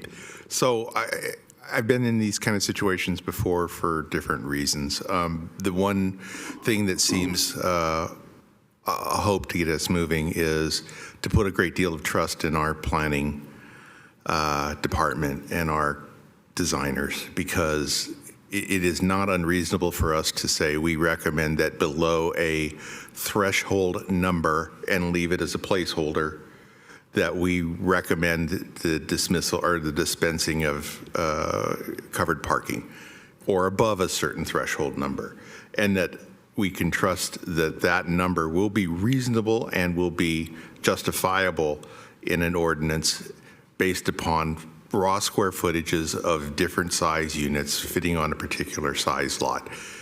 That way we could, remember, we're making recommendations to the council. Right. They're going to make the decisions. Our recommendations do not have to be absolute hard numbers on everything. I think Xander may want to disagree with me on that, but I think that it's better for us to state our state our effort to try and provide the best solution in the form of a motion that leaves the absolute number unresolved until this is closer to being presented to the council. And it really depends heavily on the general support that the commission has for this idea. If we're going to go through this entire process and then we're going to vote it down, then we're just spending a lot of air. If we're going to feel comfortable with the idea of setting a boundary limit for the size of the lot to dismiss covered parking as a requirement, then I'm a strong advocate of that as a solution, because it gets the best possible solution we can to the developer and keeps us with our options open for the developers of the small lots. Thank you. That's very helpful. Let me ask a quick question. I know we had Commissioner Ikezi and Commissioner Cherukuru seeing both sides of that issue. The type of thing that Lance is talking about, is that something that would be acceptable to both of you, that the concept being a certain size and under doesn't require coverage and a threshold above does? Is that something that, I see Commissioner Cherukuru nodding her head. Commissioner Ikezi? Well, based on what I'm hearing, if the lot is too small, I mean, it's not large enough to accommodate 2 800 square foot units, then, you know, it's not legal to require a garage. Yeah, so, you know, that sets a certain threshold already, right? And then above that threshold, are we going to require garage? And,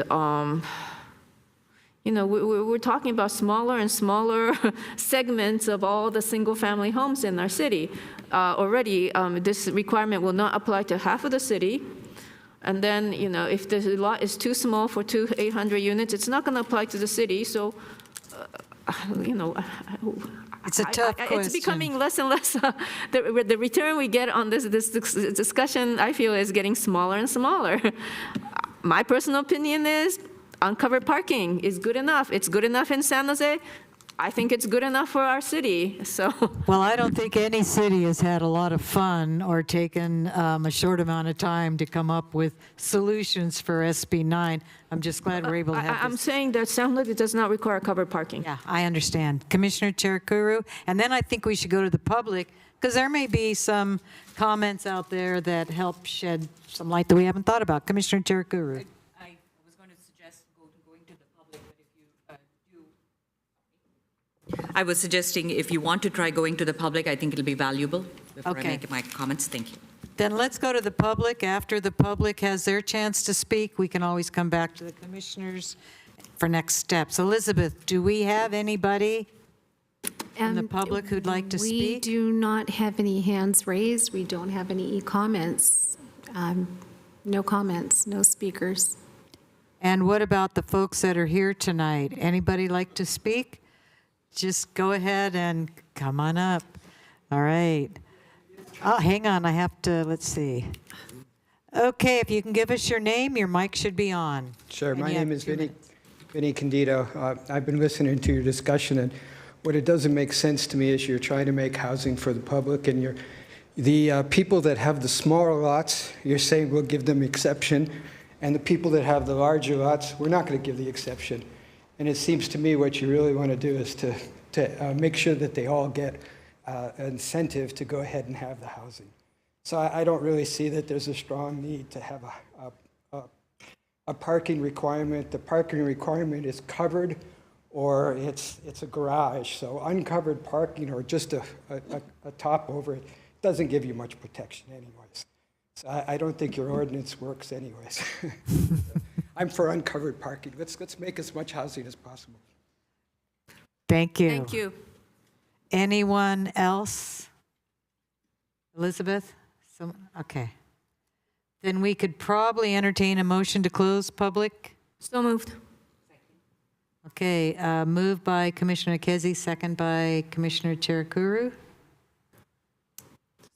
And I'll wait for Elizabeth to set up for the vote.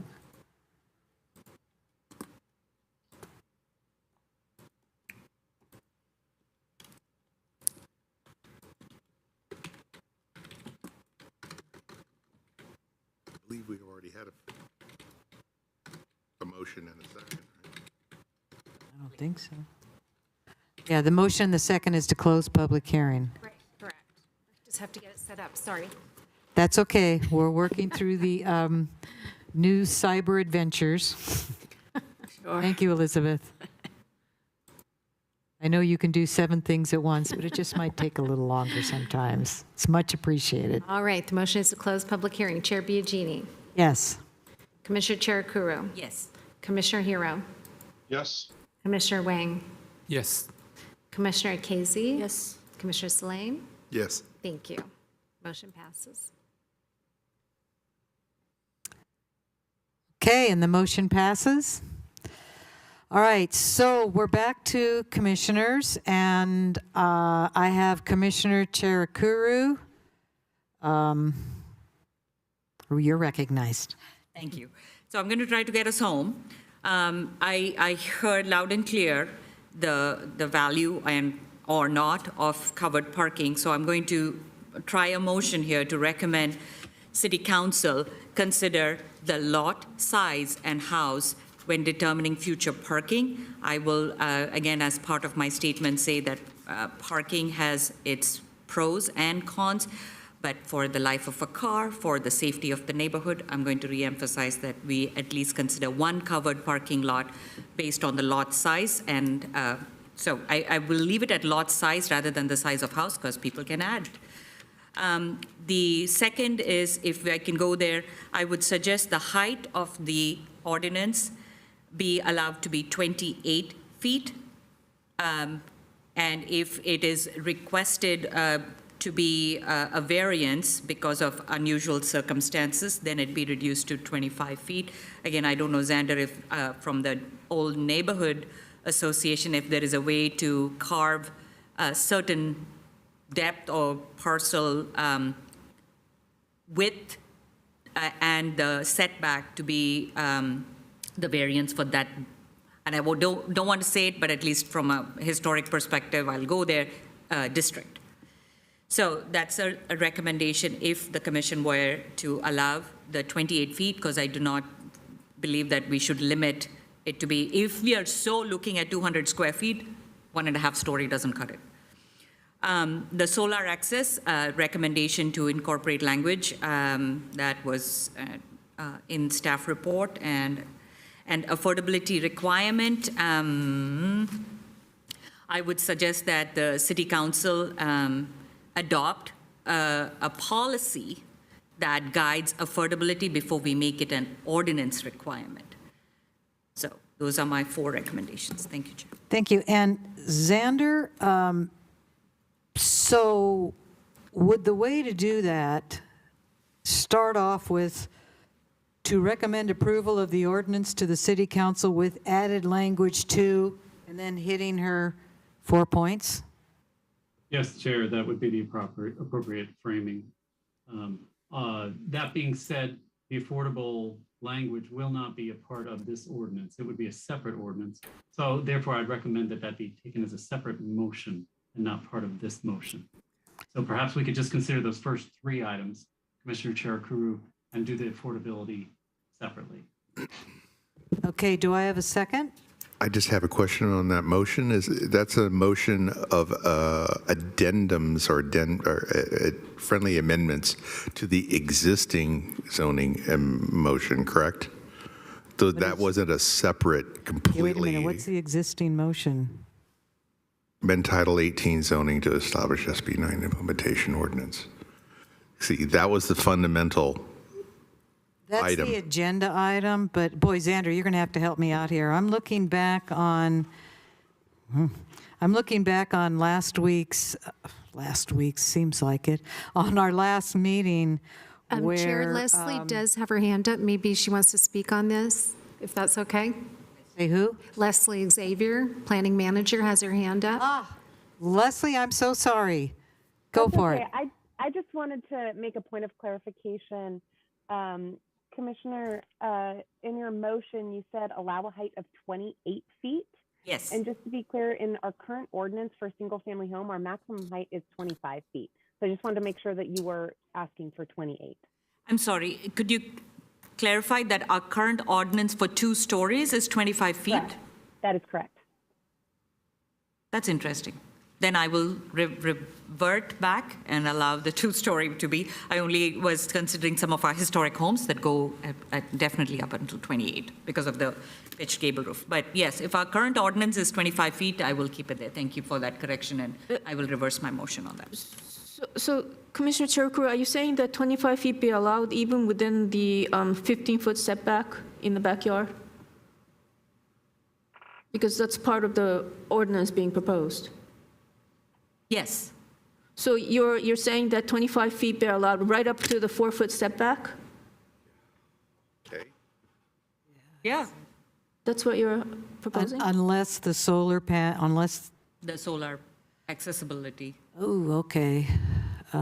Isn't it 25 feet today What, for ADUs? There's a 20-foot setback for the 25 feet. for the single-family home, 20-foot setback in the backyard.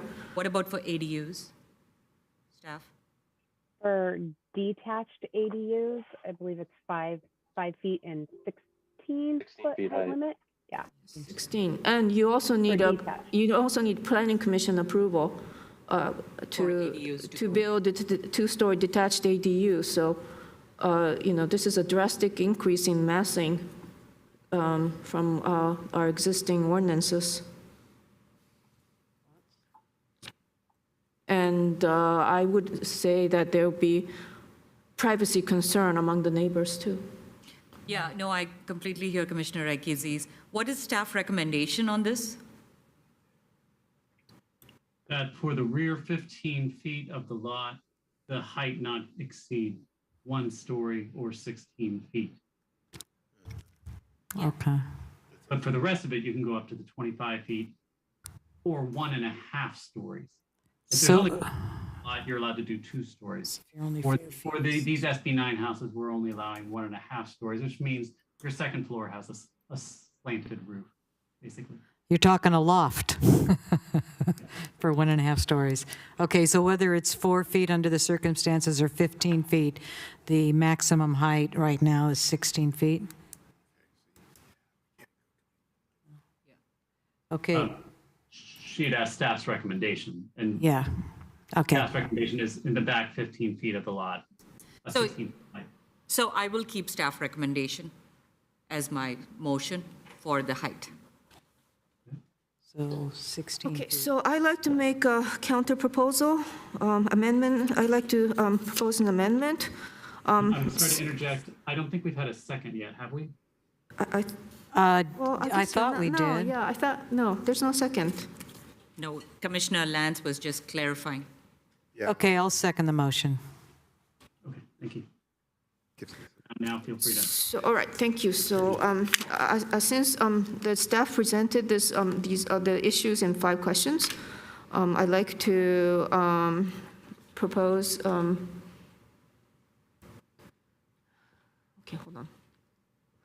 All right. So, I guess the motion on the floor right now is to.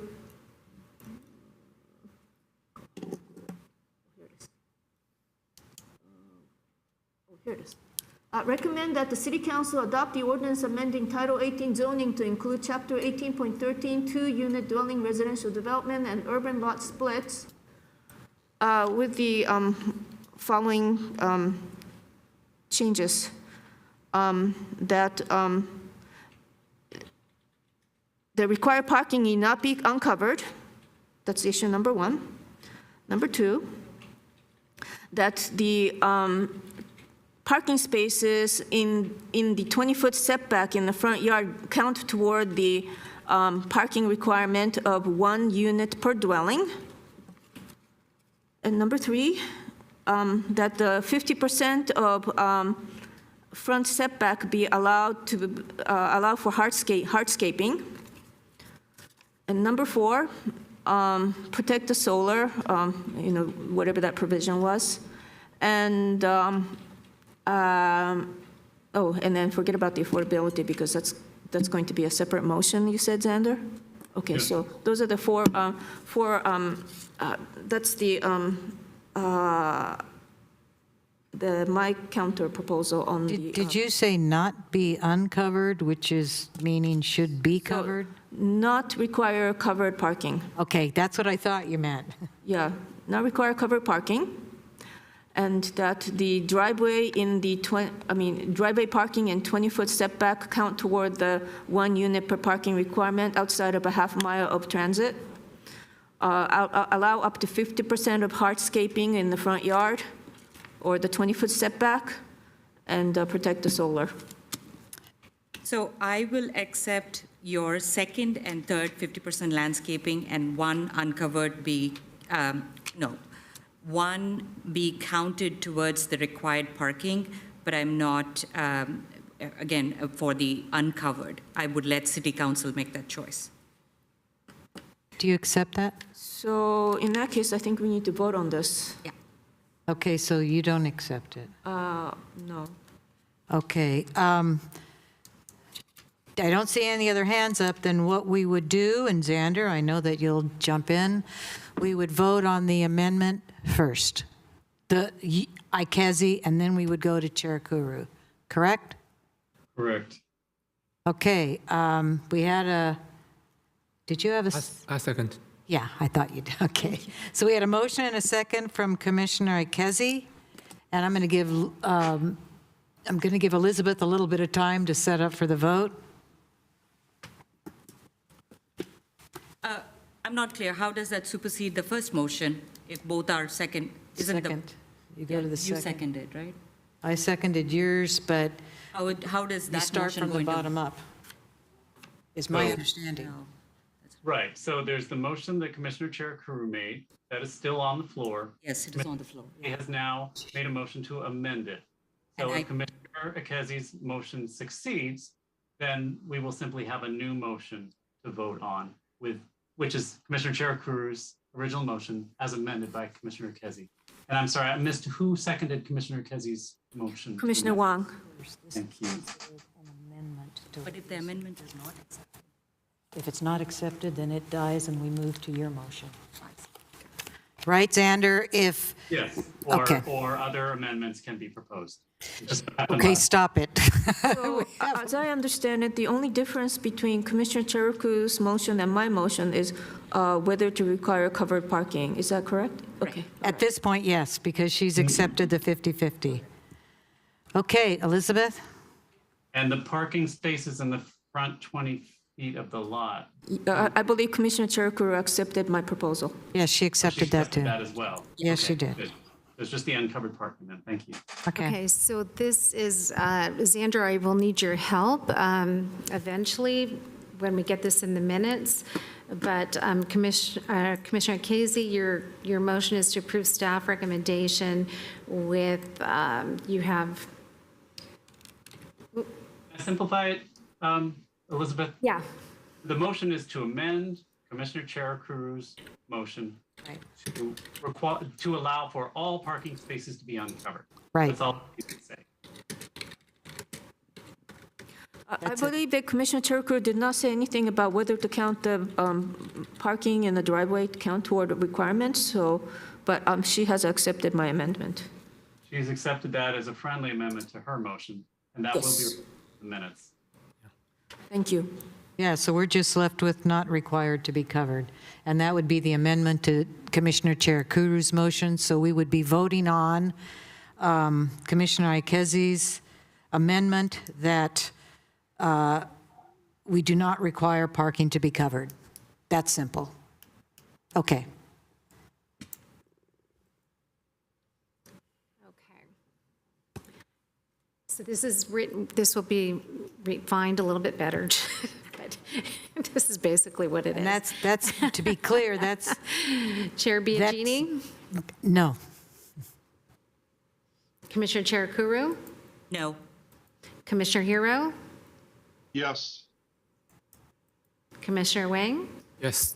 Commissioner Ikezi, Yes. Commissioner Salame, No. Oh, Jesus. Do we have Here we go. Here we go.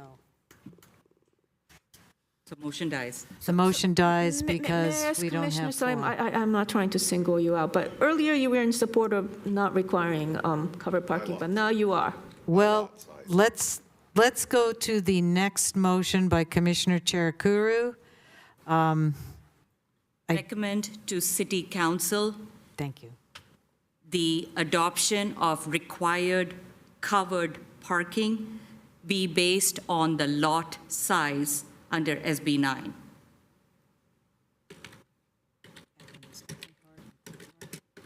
Yeah, I think Xander, the second is to consider the one covered, to cover the one, what was the height. The height we allowed the staff recommendation, solar access, again, by staff recommendation. What was the second one? The, As I understood, Count parking in the front driveway.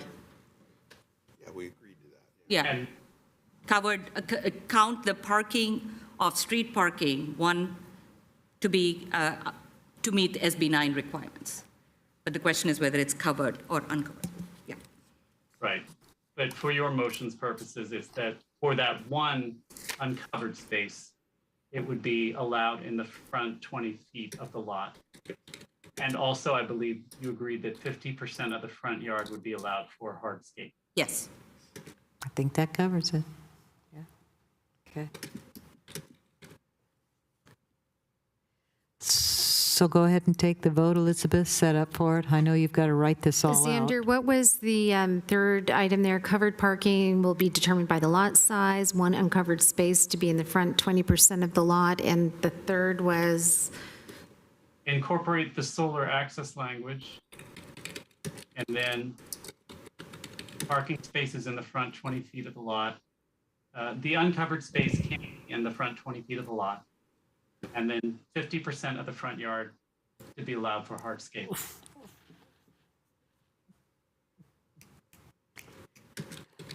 Oh, dear.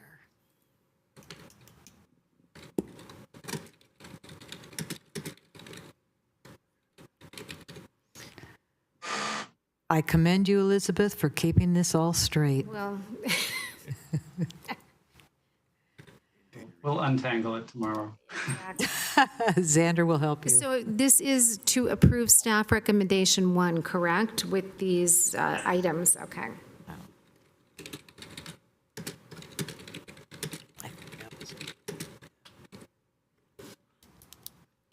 And the seconder of the motion was? Chair Biagini. Thank you.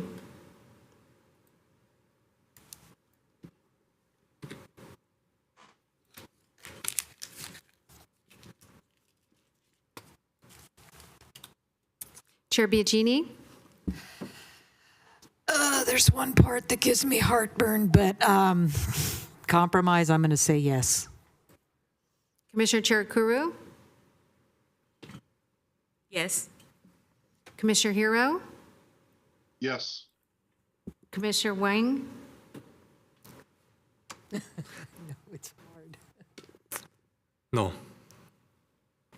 Commissioner Casey, Yes. Commissioner Salam. Yes. Oh, my God, we did it. Thank you. Very good. The motion passes. And I'm going to say what I said at the last meeting. I really appreciate that my colleagues work together so well. Whether we agree or disagree, we come to conclusion at the end and we move forward. Although I do think, was somebody going to do something about affordability? Was that going to? So, yes, if I could, yes, make the motion to close that discussion related to should our ordinance specify affordability requirement under SB 9, I would recommend that the city adopt a policy related to affordability and in that address SB 9 related properties, because affordability traverses more than just SB 9. And so we do not want to piecemeal it. As long as we have a more comprehensive, which includes specific plans, we have to consider homeless housing, transitional housing. So it should fall within the realm of a larger city policy. But Do I we have a already- second? We already have affordable housing requirements for larger multifamilies, so what comprehensive affordability requirement are you talking about? We are basically asking for SB 9 to consider. Now, we have our current policy that looks at 10 units and above to have affordability requirement. We are talking here in little pieces. So if we are going to, especially when all of those properties can be individually sold, and Xander will keep me honest here, they're going to be rented up until a point because they're rentable with an owner occupying one, but that does not have governance. So potentially, if all four are sellable, how do you ensure affordability? Well, You can sell technically, 4 units before, separately. excuse me, technically, before we discuss the motion, we should have a second. Got it. Do I hear a second? I'll second it. Okay. Thank you. And now we can discuss. So, I'm still trying to understand Whether- what kind of affordability requirement do you have in mind? I do not, because we cannot take away private rights. They are property rights and private rights.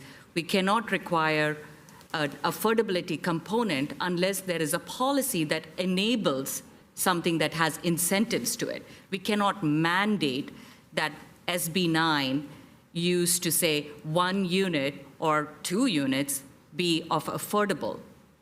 But so we already have affordability requirements for multifamily.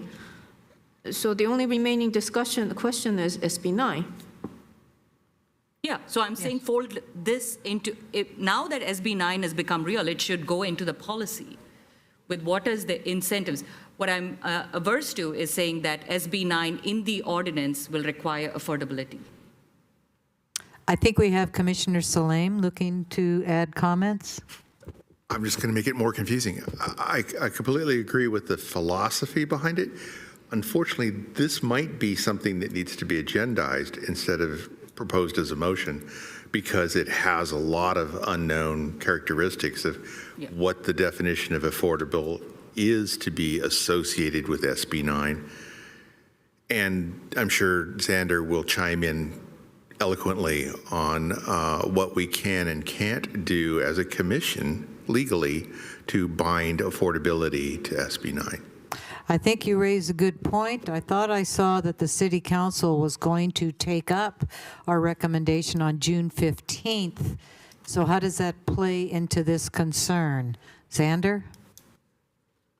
Well, right, the item before you, the item that's been agendized is to make recommendations on regulations for SB 9. So if you want to add on a recommendation about affordability requirements for SB 9, that would comply with the Brown Act. The broader your recommendation gets, the more we stray from the Brown Act. So, so I think Commissioner Salim's concern is well taken, but I think you can make a somewhat narrow recommendation that accompanies your main motion. Okay, good. For example? I make a motion to avoid all affordability requirement for SB 9 projects. Second. Well, okay. We have another motion on the table now. That is, I'm sorry, Commissioner Kezi's motion is out of order. Yeah. There is the motion on the table. We need to dispense with the existing motion first. I'd like to amend the motion on the floor to eliminate all affordability requirements when it comes to SB 9 projects. So call it a substitute motion perhaps for the original motion. I think that's appropriate. Okay, which would require a second. I second.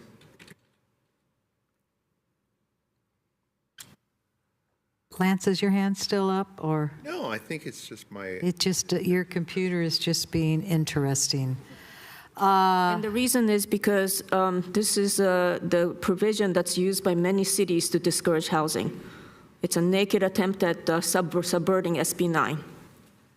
I will make one comment. I'm assuming Commissioner Harrow doesn't have his hand up. I will make one comment. I understand it, but I'm going to oppose this amendment because I think that the City Council considers adopting policy takes into account both the homeowner and the It's not excluding one for the other. So I think it's a bit of a better balance.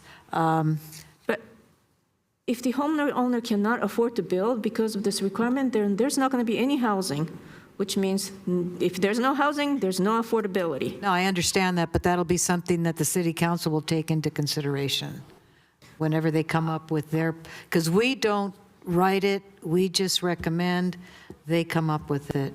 Elizabeth, are you trying to tell me something? No. Okay. All right, so let's go through, Commissioner Harrow has his hand up. Thank you. I happen to agree with Commissioner Akezi.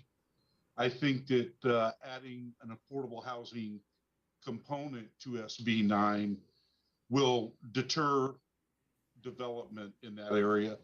And I'm opposed to adding the affordable housing component. Thank you. Again, we want to build housing. Gotcha. We don't want our community to be destroyed by this plague. Let's use the speaker button so I don't get lost in who's next. Did somebody else want to speak? Commissioner Huang, you kind of looked like you wanted to. Yeah, I 100% support Commissioner Casey. Thank you. Okay, thank you. With no other hands up, I think we can go to the vote. Elizabeth, we start with Commissioner Ikezi's because hers was the amendment to Chair Kuru's motion, which was to not put an affordability option into the SB 9. Am I saying that right, Commissioner Ikezi? Okay, thank you.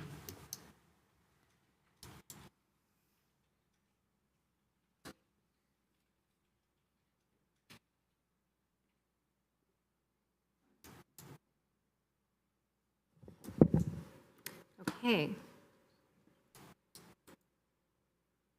Chair Biagini, No? Commissioner Cherukuru, No. Commissioner Hero, Yes.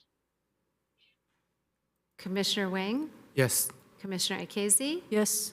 Commissioner Salame, no, Uh-oh, we need 4 to have it pass. So that would tell me, because there's 7 commissioners, so a majority would be 4. That tells me the motion failed. Am I correct, Xander? Yes, Chair. Then we will move to Commissioner Cherukuri's motion. Yes. If you could restate it. Other amendment. My motion again was to have City Council explore the opportunity for affordable housing under SB 9 as a policy with incentives for homeowners to enable more affordability along with increasing the housing numbers in the city. May I ask what kind of incentives you have in mind? Let City Council come up with that. I feel like that's kicking the can down the line or whatever. I mean, we're abdicating our responsibility to Isn't come that up with what the policy is recommendations. intended to do? It's exploring. That's what I said. So we need staff to guide us on what we can and we cannot do. The recommendation from Planning Commission is only for the guidance to the City Council to look at the opportunities under SB 9, especially as we are densifying, where are opportunities to allow for homeowners to incentivize affordability. When you say incentivize, maybe the city pays money for the homeowners to build I don't think in we can ever exchange pay for- money. It's more from a land use regulation or from the allowance or the ability for any variances that might come out of the parking requirement. I'm just throwing out hypothesis, but again, I don't want to be quoted on any one particular, nor do I want to start exploring what it can be today. If we can use our speaker buttons, everyone. Okay, it doesn't look like anyone else has their hand up, so if we can go to the vote, Elizabeth?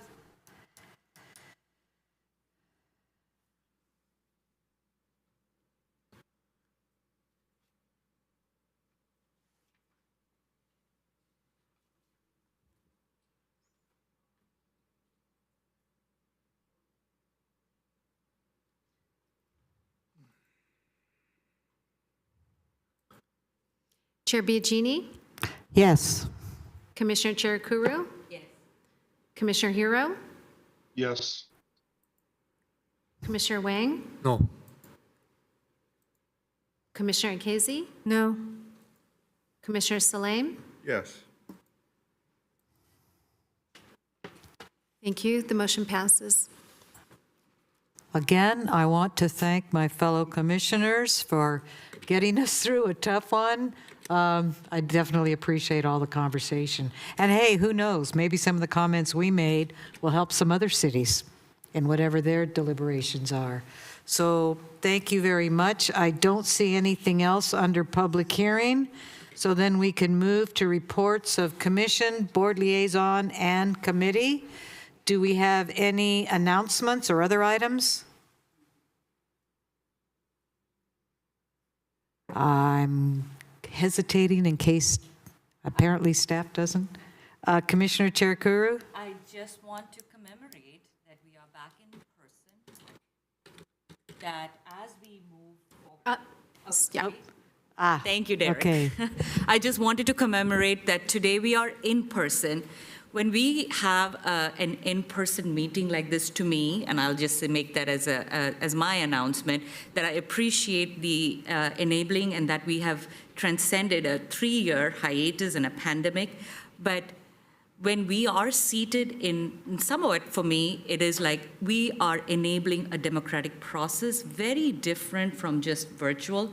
And I'm so glad that we do it both now in person and on Zoom and all other virtual, because we are enabling so much more. It enables transparency, a lot more ability for commission members to interact with a lot of good discussions, but also with all honesty and transparency behind it, their efforts. So thank you again to staff, and then just commemorating the moment that we are back here.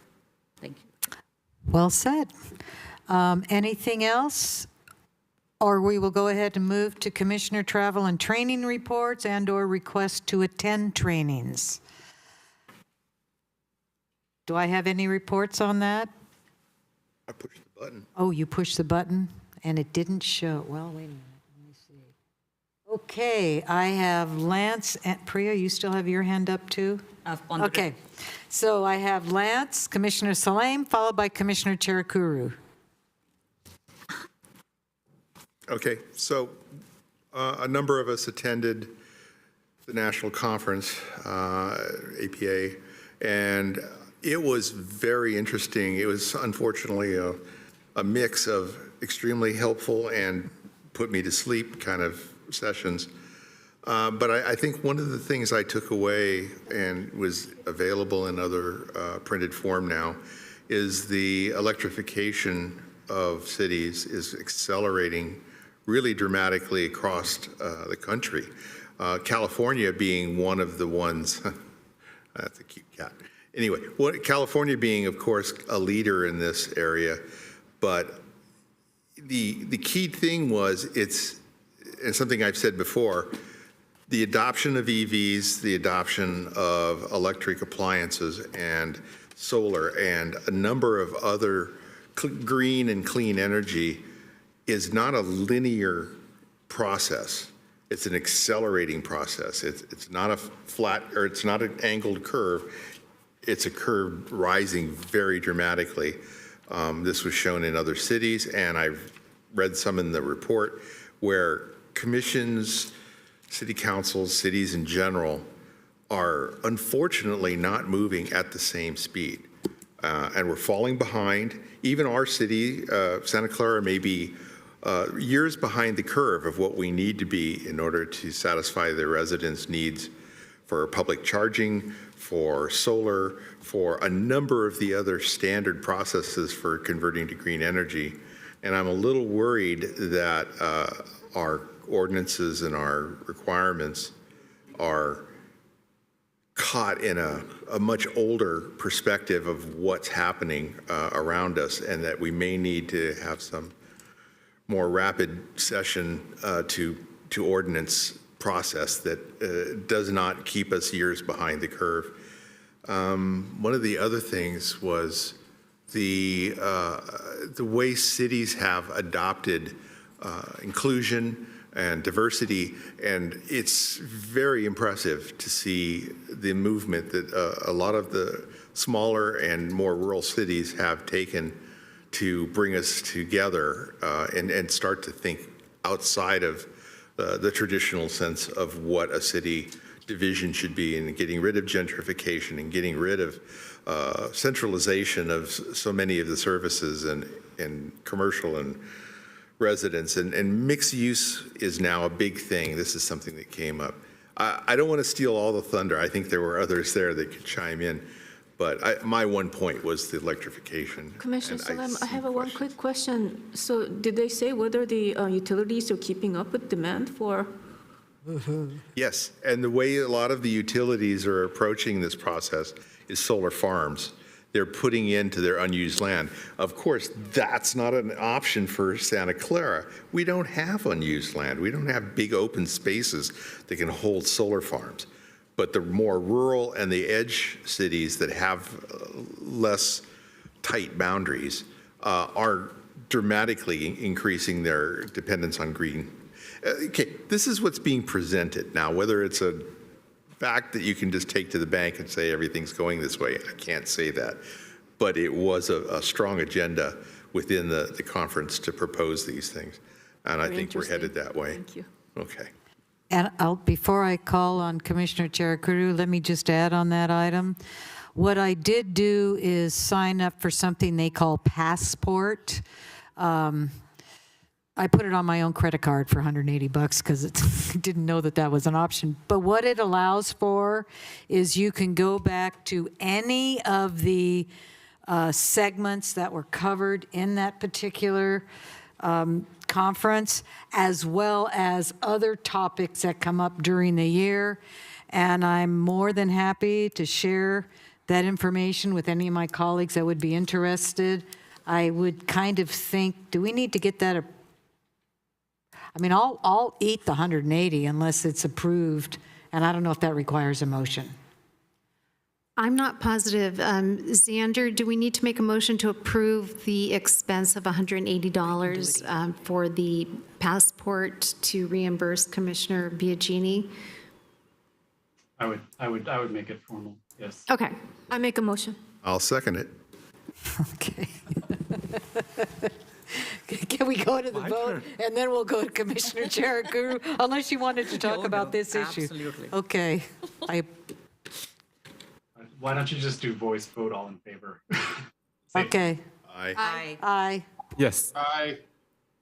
Thank you all, and you're Thank more, you, Chair more Biagini. than welcome to any of the subject matters. I will give to Elizabeth what those subject matter issues are about, and then she can share it with whoever wants to see whatever. Some of them are good, some of them are maybe not so good. Okay, Commissioner Cherukuru. Thank you again, Chair, and like for me, again, I have a vested interest as an AICP. The American Institute of Certified Planners requires credit, so I thank you again, City and staff, for enabling the online attendance. I would have loved to go to San Diego if I was in the country. the topics that caught my attention and then some observations. I love the keynote speakers. There was a very intentional diversity component to this year's conference.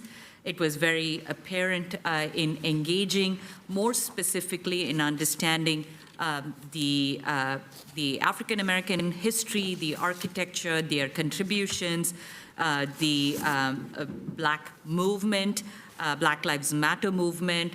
The intention was very apparent and not lost, at least on me. I will bring some recommendations forward for city to consider.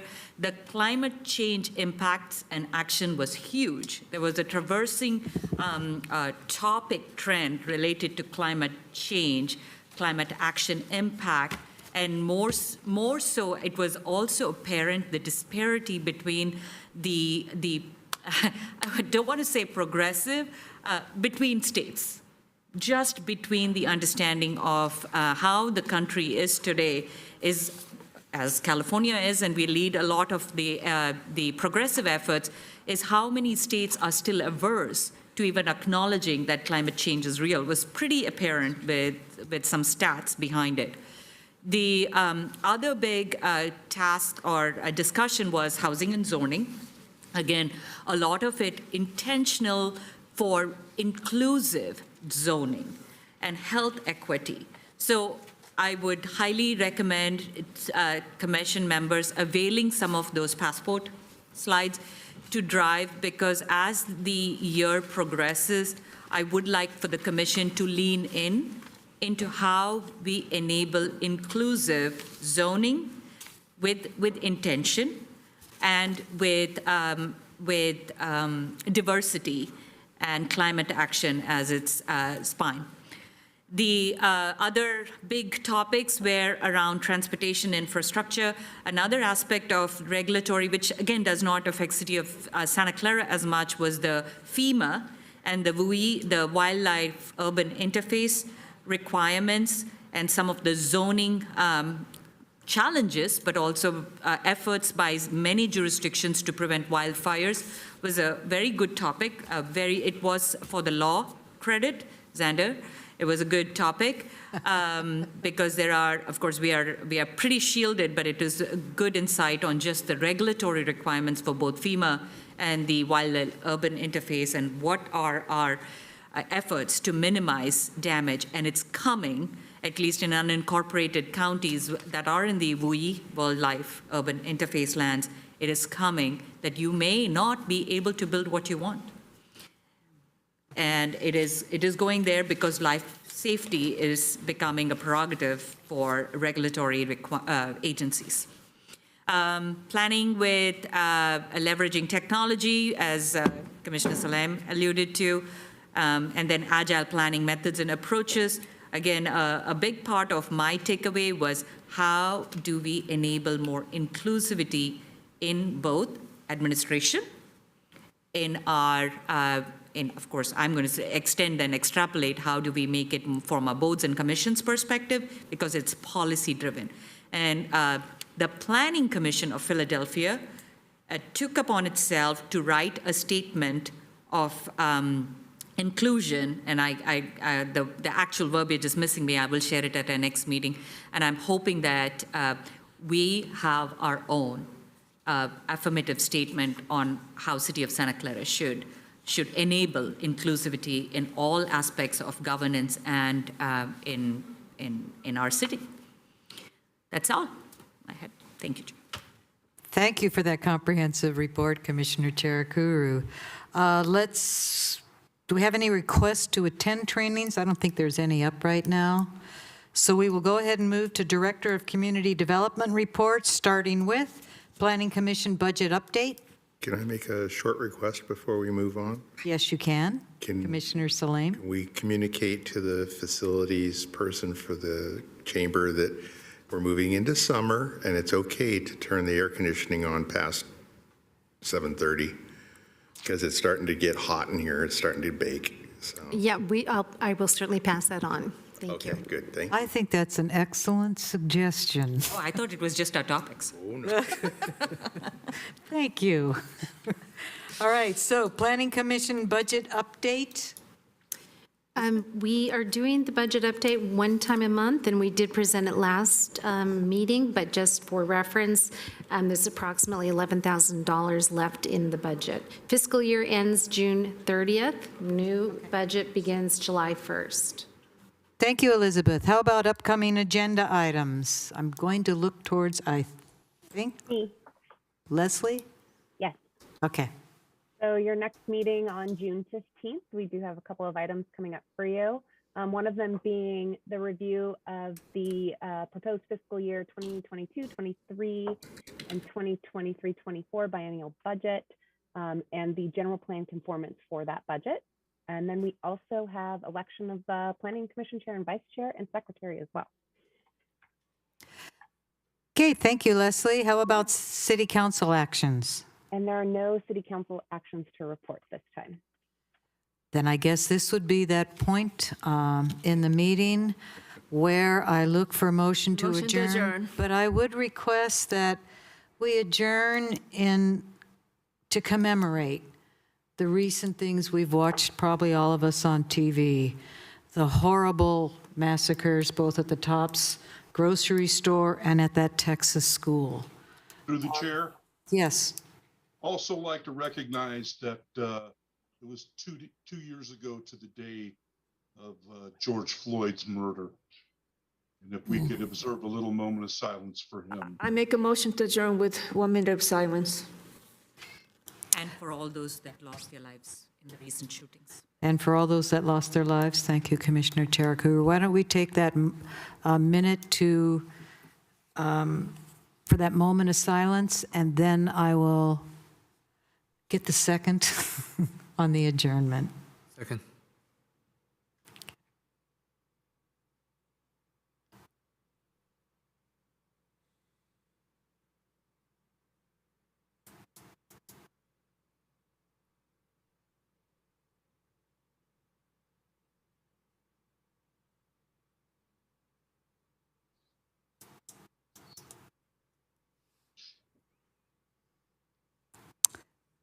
Then if there are no objections, we stand adjourned until our next meeting on June 15th. Thank you all once again. Thank you. Good night, everyone. Good night. I